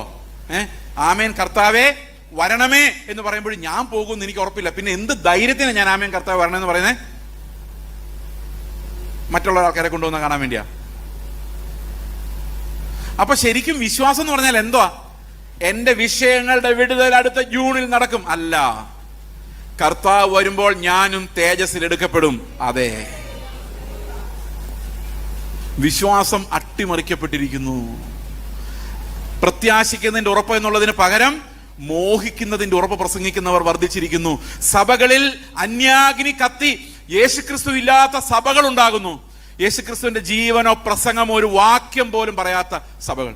ഈ അന്യാഗ്നി കത്തുന്നതിന്റെ ഒരു എക്സാമ്പിൾ ഞാൻ പറയാം. ഞങ്ങളുടെ ചർച്ചിൽ ഒരു മിഷണറി കുട്ടിയുണ്ട്. ഇതൊക്കെ യൂട്യൂബ് വഴി പോകുന്ന കാര്യമാണ് എനിക്കറിയാം, എന്നാലും അത് അറിഞ്ഞിരുന്നോട്ടെന്ന് വിചാരിച്ചാണ്. അവൾ കർത്താവ് ഒരു വിഷം കൊടുത്തു. കർത്താവിനെ കുറിച്ച് ഒരിക്കലും കേട്ടിട്ടില്ലാത്തൊരു ദേശത്ത് പോയിട്ട് ജീവൻ മരണം അതിജീവിച്ച് 1.5 വർഷം അവിടെ താമസിച്ച്, 2 വർഷം അവിടെ താമസിച്ചു. 1 വർഷം കൊണ്ട് പോരാമായിരുന്നു, പക്ഷേ വേണ്ട, 1 വർഷം കൊണ്ട് ഞാൻ താമസിച്ചോട്ടെ എന്ന് റിക്വസ്റ്റ് ചെയ്തൊരു വളരെ വിദൂരമായൊരു രാജ്യത്ത് പോയി താമസിച്ചു. കർത്താവിൻ്റെ വേല ചെയ്തു, വളരെ സക്സസ്ഫുൾ ആയിട്ട് ചെയ്തു. തിരിച്ചു വന്നപ്പോൾ ഈ കുട്ടിക്ക് തിരിച്ചു പോകണം. പക്ഷെ വീട്ടിലെല്ലാവരും വിശ്വാസികളാണ്, പെന്തക്കോസ്തുകാരാ. പക്ഷെ എന്താ ചെയ്തെന്നറിയാമോ? വീട് പൂട്ടിയിട്ടിട്ട് പാസ്റ്റർമാരെ തലയൊക്കെ വെച്ച് പ്രാർത്ഥിപ്പിക്കുക, ഈ മിഷണറി ആയിട്ട് പോകുന്ന ആത്മാവിനെ ശാസിക്കാൻ വേണ്ടി. എന്നാലോചിച്ചു, പെന്തക്കോസ് നടന്ന കാര്യമാണ്, എനിക്കറിയാവുന്ന സ്ഥലത്ത്. അപ്പൊ അന്യാഗ്നി കത്തിയാൽ എവിടം വരെ കത്തും? കർത്താവിനെ തള്ളിപ്പറയുന്ന ഒരു സ്പിരിറ്റിലേക്ക് അത് നമ്മുടെ ഇടയിൽ എത്തിക്കഴിഞ്ഞു. കർത്താവിനെ പ്രാക്ടിക്കലി ലൈഫിന്റെ എല്ലാ ഭാഗത്തുനിന്നും തള്ളിക്കളയുന്ന, അവന്റെ കയ്യിൽ നിന്ന് അനുഗ്രഹങ്ങൾ മാത്രം വാങ്ങിക്കുന്ന, അവന്റെ ജീവന്റെ പങ്കാളിത്തമില്ലാത്ത നിർജീവ ക്രിസ്ത്യാനികൾ നമ്മുടെ ഇടയിൽ വർദ്ധിക്കുന്നു. മാത്രമല്ല, ശുശ്രൂഷകരുടെ ഇടയിലും അത് വർദ്ധിച്ചു വരുന്നത് കൊണ്ട് അടുത്ത തലമുറയ്ക്ക് പോലും കർത്താവിനെ ലഭിക്കുന്നില്ല എന്നുള്ളതാണ് ഇന്നത്തെ ഏറ്റവും ദുഃഖകരമായ കാര്യം. ഓക്കെ, അപ്പോൾ പ്രത്യാശിക്കുന്നതിന്റെ ഉറപ്പ്. ഇനി അടുത്ത എന്താണ്? വിശ്വാസം എന്നതോ പ്രത്യാശിക്കുന്നതിന്റെ ഉറപ്പും കാണാത്ത കാര്യങ്ങളുടെ നിശ്ചയവും. അപ്പൊ നമുക്ക് ശരിക്കും ഒരു പ്രത്യാശ ഉണ്ടോ? എന്തുകൊണ്ടാണ് ഈ, അഥവാ പ്രത്യാശ ഇല്ലെങ്കിൽ എന്തുകൊണ്ടാണ് ഇല്ലാത്തത്? എങ്ങനെയാണ് ഈ പ്രത്യാശ പോയത്? 2 കാരണങ്ങളുണ്ട്. ഒന്ന്, ഞാൻ നേരത്തെ പറഞ്ഞ പോലെ ഉപജീവന ചിന്തകളാണ്. മറ്റൊന്ന് നമ്മളെ കുറിച്ചുള്ള നമ്മുടെ മോശം എസ്റ്റിമേറ്റ് ആണ്. ഭയങ്കര വിനയമുള്ള ഒത്തിരി ആൾക്കാർ പറയും, ഞാനെങ്ങും പോകുമെന്ന് അറിയത്തില്ല ബ്രദർ. ഭയങ്കര വിനയമാണ് കേട്ടോ, പക്ഷെ അത് ശരിക്കും വിനയമല്ല, അത് അഹങ്കാരമാണ്. എന്തുകൊണ്ടാണെന്നറിയോ? അവർ പറയുന്നത് കുറച്ചുകൂടെ അധ്വാനിച്ചാൽ പോകാം, എനിക്ക് അതിനുള്ള കപ്പാസിറ്റി ഒക്കെ ഉണ്ട്, പക്ഷെ അത്ര ആയില്ല എന്നാ പറയുന്നത്. ഇനി നമുക്ക് ഈ പ്രത്യാശ എവിടെ നിന്നാണ് വരുന്നത് നമുക്ക് നോക്കാം. കൽപ്പന അനുസരിച്ച് പ്രത്യാശ ഉണ്ടാക്കാമെന്ന് വിചാരിച്ചാൽ നടക്കില്ല. കാരണം രാവിലെ ഞാൻ പിള്ളേരോട് പറഞ്ഞു, ഒരു കൽപ്പന പോലും അനുസരിക്കാനുള്ള കപ്പാസിറ്റി നമുക്കില്ല. ഈ പാട്ട് കേട്ടിട്ടുണ്ടോ? പിളർന്നോരു പാറയേ. അടുത്ത സ്റ്റാൻസ് എങ്ങനെയാ? ഫസ്റ്റ് സ്റ്റാൻസ്, കൽപ്പന കാത്തിടുവാൻ ഒട്ടും പ്രാപ്തനല്ല ഞാൻ, വൈരാഗ്യം ഏറിയാലും, അതായത് ലോകത്തെ മുഴുവൻ വെറുത്ത് ഞാൻ ഉപേക്ഷിച്ചാലും, കണ്ണുനീർ ചൊരിഞ്ഞാലും വന്നിടാ പാപനാശം. ഇംഗ്ലീഷിൽ പറയുന്ന could my tears for ever flow. ഞാൻ മരിക്കുന്ന അവസാന മൊമെന്റ് വരെ എൻ്റെ കണ്ണുനീരിങ്ങനെ ഒഴുകിക്കൊണ്ടിരുന്നാലും പാപം തീരുകയില്ല. നമ്മൾ പലപ്പോഴും ചെയ്യുന്ന, പാപം ചെയ്തു കരഞ്ഞു, പാപം ചെയ്തു കരഞ്ഞു, കരഞ്ഞപ്പോൾ കർത്താവ് ക്ഷമിച്ചു, പിന്നെയും പാപം ചെയ്തു, പിന്നെയും കരഞ്ഞപ്പോൾ പിന്നെയും ക്ഷമിച്ചു. ബൈബിളിൽ എവിടെയുള്ളത് മനുഷ്യന്റെ കണ്ണുനീരിന് പാപത്തെ കഴുകാൻ പറ്റുമെന്ന്? പറ്റില്ല. യേശുവിന്റെ രക്തത്തിനല്ലാതെ ലോകത്തിൽ ഒന്നിനും നമ്മുടെ പാപങ്ങളെ കഴുകാൻ പറ്റത്തില്ല. Our tears are not enough to cleanse our sins. അവിടെ പറയുന്ന കൽപ്പന കാത്തിടുവാൻ ഒട്ടും പ്രാപ്തനല്ല ഞാൻ, വൈരാഗ്യമേറിയാലും കണ്ണുനീർ ചൊരിഞ്ഞാലും വന്നിടാ പാപനാശം. എന്തുകൊണ്ട് അങ്ങനെ പറയുന്നറിയോ? യേശു കർത്താവ് അവസാനത്തെ കൽപ്പനയായിട്ട് പറഞ്ഞ, ഇന്ന് രാവിലെ പിള്ളേരോട് പറഞ്ഞ കാര്യമാണ്. അവിടെ പറയുന്നത്, ഞാൻ നിങ്ങളോട് കൽപ്പിച്ചതൊക്കെയും പ്രമാണിപ്പാൻ തക്കവണ്ണം ഉപദേശിച്ച് ശിഷ്യന്മാരാക്കിക്കൊള്ളുവിൻ. ഞാൻ നിങ്ങളോട് കൽപ്പിച്ചു. അതെന്തൊക്കെയായിരുന്നത്? കർത്താവ് എന്തൊക്കെയാ പറഞ്ഞേ ശിഷ്യന്മാരോട്? അതൊക്കെ ഒന്ന് കൽപ്പിച്ച് നോക്കാം. നമുക്ക് അങ്ങോട്ടും ഇങ്ങോട്ടൊന്ന് പറഞ്ഞു നോക്കാം. ഞാൻ നിങ്ങളോട് പറയാം, അനുസരിക്കുക. നിങ്ങൾ എന്നോടും പറയണേ. നിങ്ങൾ സ്വത്തെല്ലാം വിറ്റ് ദരിദ്രർക്ക് കൊടുത്തിട്ട് കർത്താവിനെ അനുകരിക്കണം. കർത്താവ് പറഞ്ഞ കാര്യമാണ്. റെഡി ഉള്ളവരൊന്ന് കൈവക്കി. അയ്യോ,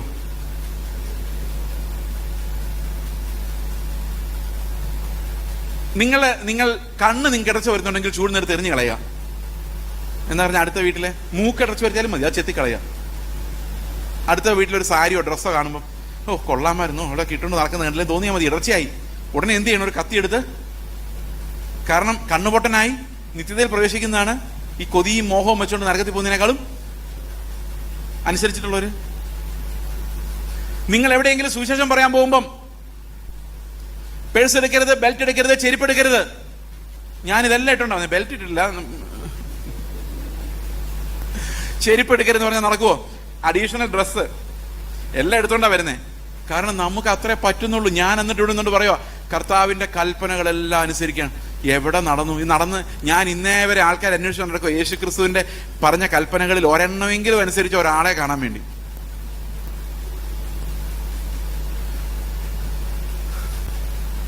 അതുകൊണ്ട് ഞാൻ രാവിലെ പറഞ്ഞൊരു പഴയകാലത്തെ ഒരു പാട്ട്, ഈ പഴയകാലത്തെ ആൾക്കാർക്ക് ഇതൊക്കെ അറിയാമായിരുന്നു. ഇപ്പൊ പാട്ട് കേട്ടില്ലേ? കൽപ്പന കാത്തിടുവാൻ ഒട്ടും പ്രാപ്തൻ അല്ല ഞാൻ. അതെന്തുകൊണ്ടാണെന്നറിയോ? നേരത്തെ ആദവും ഹവ്വയും ഒരു മനുഷ്യനീതി ഉണ്ടാക്കിയായിരുന്നു. ഈ മനുഷ്യനീതിയുടെ പ്രത്യേകത എന്ന് വെച്ച് കഴിഞ്ഞാൽ ഞാൻ നീതിമാനും ബാക്കിയുള്ളവരെല്ലാം പോക്കുമായിരുന്നു, അല്ലേ? അപ്പൊ ഞാൻ നീതിമാനല്ലാന്ന് എനിക്ക് തോന്നണമെങ്കിൽ എന്ത് ചെയ്യണം? എൻ്റെ നീതിയെ പൊളിക്കണമെങ്കിൽ എന്ത് ചെയ്യണം? എന്നെ കൊണ്ട് പറ്റാത്തൊരു നീതി എൻ്റെ മുമ്പിൽ കൊണ്ട് വെക്കണ്ടേ? ആണോ അല്ലയോ? ഞാൻ പറഞ്ഞു, ഞാൻ കർത്താവിൻ്റെ എല്ലാ കൽപ്പനകളും അനുസരിച്ചിട്ടുണ്ട്. അപ്പം എനിക്ക് ചോദിക്കാമല്ലോ, തൻ്റെ സഹോദരനെ കർത്താവ് സ്നേഹിച്ച പോലെ നീ സ്നേഹിക്കണം. അവിടെ പൊളിഞ്ഞു എല്ലാവരും. അപ്പൊ എല്ലാവരും പൊട്ടി, നമ്മളെല്ലാം പോകാം. അതാണ് ബൈബിൾ പറയുന്നത്. റോമാലേഖനം പറയുന്ന പ്രധാന തീം അതാണ്. ന്യായപ്രമാണത്തിന്റെ അനുസരണത്താൽ ഒരു ജഡവും അവന്റെ സന്നിധിയിൽ നീതീകരിക്കപ്പെടുകയില്ല. എന്ത് കൽപ്പന അനുസരിച്ചാലും നമ്മുടെ ഹൃദയം ആ കല്ല് പോലെ ഇരിക്കും. ഓക്കെ, അപ്പോൾ എങ്ങനെയാണ് നമുക്കൊരു പ്രത്യാശ ഉണ്ടാകുന്നത്? ഇങ്ങനെ കല്ലുപോലൊരു ഹൃദയം, അനുസരണം കെട്ട നമുക്ക് സ്വർഗത്തിൽ പോകാമെന്നുള്ള വിശ്വാസം എങ്ങനെയാ വരുന്നത്? ഒരു കൽപ്പന പോലും അനുസരിക്കാൻ കപ്പാസിറ്റി ഇല്ലാത്ത നമ്മൾ എന്ത് ധൈര്യത്തിലാണ് സ്വർഗത്തിലെ പ്രത്യാശ മുകളിലേക്ക് നോക്കിക്കൊണ്ടിരിക്കുന്നത്? നമുക്കത് ഒന്ന് പരിശോധിച്ച് നോക്കാം. എന്താണ് പ്രത്യാശയുടെ ധൈര്യം അല്ലെങ്കിൽ ഉറപ്പ്? എബ്രായ ലേഖനം 6-ാം അധ്യായത്തിന്റെ 18-ാം വാക്യം മുതൽ നമുക്കൊന്ന് വായിക്കാം. എബ്രായ ലേഖനം 6:18.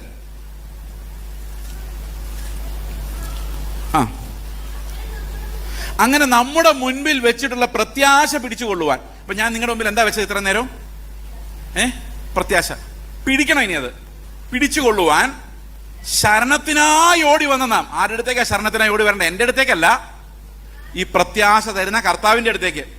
ശരണത്തിനായി ഓടി വന്ന നാം മാറിപ്പോകാത്തതും ദൈവത്തിന് ഭോഷ്ക് പറയാൻ കഴിയാത്തതുമായ രണ്ട് കാര്യങ്ങളാൽ ശക്തിയുള്ള പ്രബോധനം പ്രാപിക്കാനാണ് വരുന്നത്. അപ്പൊ കർത്താവിന്റെ അടുത്തേക്ക് ചെല്ലുമ്പോഴേക്കും നമ്മൾ എന്താ പ്രാപിക്കുന്നത്? ശക്തിയുള്ള പ്രബോധനം. ആ പ്രബോധനത്തിനകത്ത് എത്ര കാര്യങ്ങളുണ്ട്? 1, 2. ഈ കണ്ണട വെച്ചേക്കാം നിങ്ങൾ ഇടയ്ക്ക് ഓർക്കാൻ വേണ്ടി. എത്ര കാര്യങ്ങളുണ്ട്? അപ്പൊ കർത്താവ് തരുന്ന പ്രബോധനത്തിൽ 2 കാര്യങ്ങളുണ്ട്. ഈ 2 കാര്യങ്ങളുള്ള പ്രബോധനം കേൾക്കുമ്പോൾ അതിന്റെ മുമ്പുള്ള വാക്യത്തിൽ 17-ാം വാക്യത്തിൽ പറഞ്ഞിരിക്കുന്നത് ഒരു ആണ പോലെ തരുന്ന. അത് കർത്താവിന്റെ അടുത്തേക്ക് ആരെല്ലാം പ്രത്യാശയ്ക്കായി ഓടി വരുന്നോ അവർക്കെല്ലാം ആണ കൊണ്ട് ഉറപ്പ് കൊടുക്കുന്നു എന്നാണ് പറയുന്നത്, അല്ലേ? ആണല്ലോ. 2 കാര്യങ്ങൾ. അടുത്ത വാക്യം. ആ പ്രത്യാശ നമുക്ക് ആത്മാവിന് ഒരു നങ്കൂരം തന്നെ. അപ്പോൾ നങ്കൂരം എന്ന് പറഞ്ഞാൽ എന്തോ? നങ്കൂരത്തിന്റെ ചിത്രം വരയ്ക്കാൻ പറ്റത്തില്ല, പക്ഷെ നിങ്ങൾക്ക് വേണേൽ ചിന്തിക്കാം. ഒരു നീളമുള്ളൊരു കമ്പി, ഒരു മെറ്റൽ റോഡ്, ചെയിൻ പോലെ, അതിങ്ങനെ കറക്കാവുന്ന ടൈപ്പ് സാധനമാണ്. അതിനറ്റത്ത് ഇങ്ങനെ വളഞ്ഞിരിക്കുന്ന 2 ത്രിശൂലം പോലെ.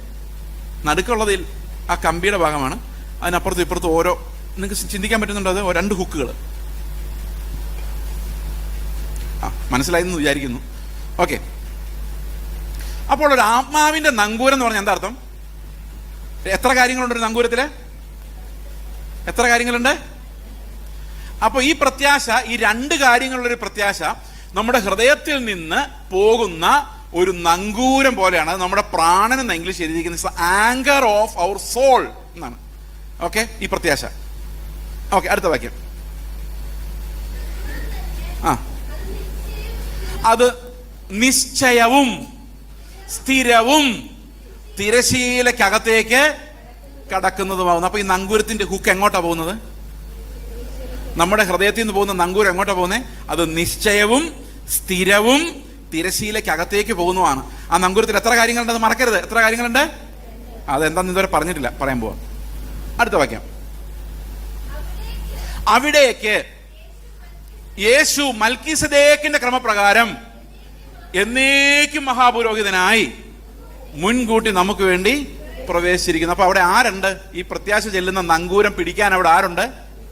യേശുക്രിസ്തു എന്ന് പറഞ്ഞാൽ പോരാ, മഹാപുരോഹിതനായ, നിത്യപുരോഹിതനായ യേശുക്രിസ്തു. അപ്പൊ ആണ എന്താന്ന് മനസ്സിലായോ? ദൈവത്തിന്റെ ആണ എന്താണ്? ഇവൻ ആണയോടുകൂടി പുരോഹിതനായവനാണ്, അല്ലെ? അപ്പൊ യേശുക്രിസ്തുവിന്റെ മഹാപൗരോഹിത്യമാണ് ആണ. 7-ാം അധ്യായം വായിക്കാൻ നമുക്ക് മനസ്സിലാവും. കർത്താവ് നമുക്ക് പ്രത്യാശയുടെ വാഗ്ദത്തമായി തന്നിരിക്കുന്നത് തന്റെ പുത്രന്റെ ആണയാണ്. അതെന്തുകൊണ്ടാണ് ഈ പുത്രന്റെ മഹാപൗരോഹിത്യത്തിൽ ആണയിട്ടെന്ന് വെച്ച് കഴിഞ്ഞാൽ, എബ്രായ ലേഖനത്തിന്റെ 13-14 വാക്യങ്ങൾ വായിക്കുമ്പോൾ പറഞ്ഞിരിക്കുന്നത്, തങ്ങളെക്കാൾ വലിയവനെ കൊണ്ടല്ലോ സത്യം ചെയ്യുന്നത്.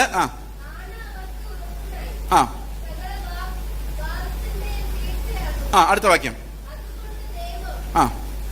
അതിന് മുമ്പുള്ള വാക്യം വായിക്കാമോ? ഇപ്പൊ വായിച്ചതിനൊക്കെ മുമ്പുള്ള വാക്യം.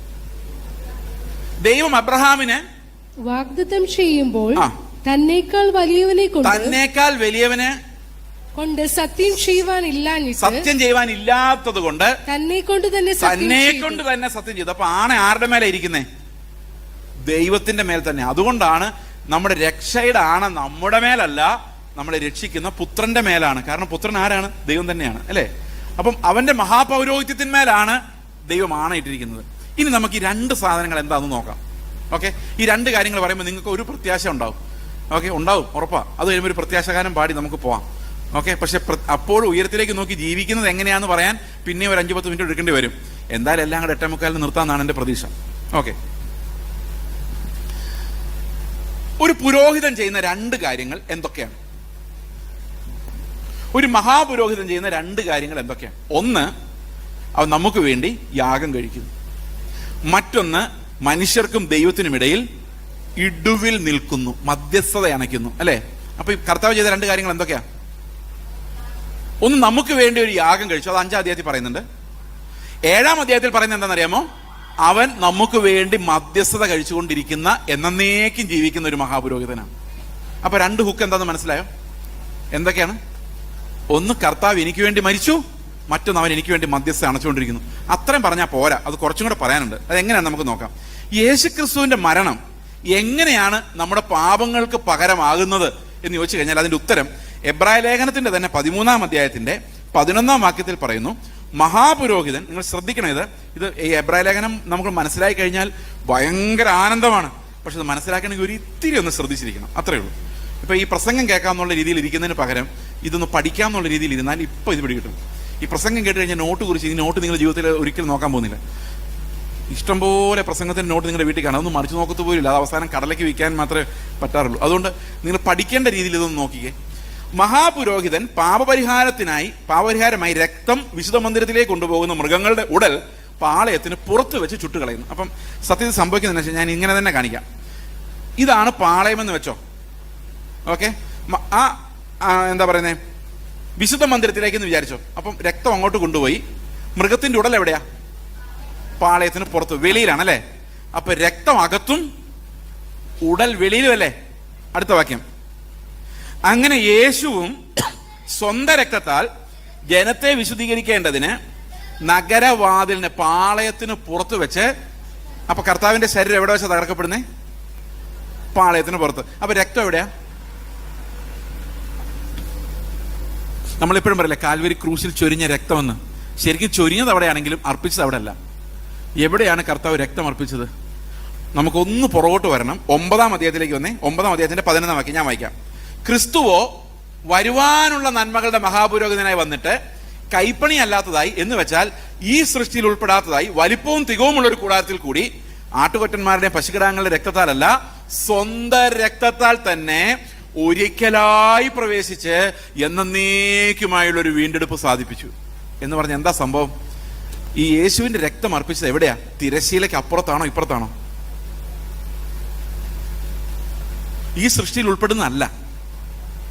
വലിപ്പവും തികവുള്ളതാണ്. വീഴ്ച പറ്റിയ ഈ സൃഷ്ടിക്കകത്തുള്ളൊരു കൂടാരമല്ല. നിത്യമായൊരു കൂടാരത്തിൽ, ആ നിത്യമായ കൂടാരത്തിനകത്ത് കർത്താവ് എന്ത് ചെയ്തു? അവന്റെ രക്തം അർപ്പിച്ചു, അല്ലേ? അപ്പൊ ശരീരം എവിടെ ചുട്ടുകളയപ്പെട്ടു? ശരീരം എവിടെ പീഡനം അനുഭവിച്ചു? പാളയത്തിന് പുറത്ത്. അപ്പൊ പ്രിയ സഹോദരങ്ങളെ, നിത്യതയിലാണ് യേശു രക്തം ചൊരിഞ്ഞതെങ്കിൽ നമ്മുടെ ജീവിതത്തിന്റെ എല്ലാ സമയത്തും ആ രക്തം ഫ്രഷ് ആയിട്ട് നമുക്ക് കാണാൻ പറ്റത്തില്ലേ? എത്രവർക്ക് മനസ്സിലായി ഞാൻ പറഞ്ഞത്? അത് അർപ്പിച്ച് കഴിഞ്ഞു എന്ന് പറയാൻ പറ്റത്തില്ല. കാരണം അത് എപ്പോഴും അർപ്പിക്കപ്പെട്ടതായി നമ്മൾ കാണുന്നു ആ രക്തം. കാരണം എന്താ? ആ യാഗം നിത്യമാണ്. അതുകൊണ്ടാണ് നമ്മൾ നിത്യയാഗത്താൽ എന്ന് പറയുന്നത്. അതുകൊണ്ട് എന്താ പ്രത്യേകത എന്നറിയാമോ? ഒരിക്കൽ കഴിച്ച ശരീരയാഗത്താൽ ഏത് സമയത്തും നമുക്ക് കൃപാസനത്തിലേക്ക് പ്രവേശിക്കാനുള്ള ധൈര്യം കർത്താവ് തന്നിരിക്കുന്നു എന്നുള്ളതാണ്. ഇത് എക്സ്പ്ലെയിൻ ചെയ്തിട്ട് 10-ാം അധ്യായത്തിൽ എബ്രായ ലേഖനകർത്താവ് പറയുകയാണ്, 10-19 മുതലുള്ള വാക്യങ്ങൾ ഇങ്ങനെയാണ്. അതുകൊണ്ട് സഹോദരന്മാരെ, യേശു തന്റെ ദേഹം എന്ന തിരശ്ശീലയിൽ കൂടി നമുക്ക് പ്രതീക്ഷിച്ച ജീവനുള്ള പൊതുവഴിയായി തന്റെ രക്തത്താൽ വിശുദ്ധ മന്ദിരത്തിലേക്കുള്ള പ്രവേശനത്തിന് ധൈര്യവും ദേവാലയത്തിൽ ഒരു മഹാപുരോഹിതന് നമുക്കുള്ളത് കൊണ്ട്, ഇപ്പോഴും അതവിടെ ഉള്ളത് കൊണ്ട്, ഹാബേൽ രക്തത്തെക്കാൾ ഗുണകരമായി സംസാരിക്കുന്ന യേശുവിന്റെ രക്തം ഇപ്പോഴും അർപ്പിക്കപ്പെട്ട രീതിയിൽ അവിടെ ഉള്ളത് കൊണ്ട് ഏത് സമയത്തും നമുക്ക് അങ്ങോട്ട് നോക്കിയാൽ മതി. അതുകൊണ്ട് ഇവിടെ പറയാണ്, ദുർമനസാക്ഷി വിട്ട് ഹൃദയത്തിൽ തളിക്കപ്പെട്ടവരായി നിങ്ങൾ നിങ്ങളുടെ പ്രത്യാശയുടെ സ്വീകാരം മുറുകെ പിടിച്ചുകൊള്ളുക. കാരണം ഒരിക്കലും നിങ്ങൾ അകന്നു പോകുന്നില്ല. ഏത് സമയത്തും തിരിച്ചു ചെന്നാലും അവിടെ പ്രവേശിക്കാൻ ആ രക്തവും ആ മഹാപുരോഹിതനോട് നമുക്കായിട്ടുണ്ട്.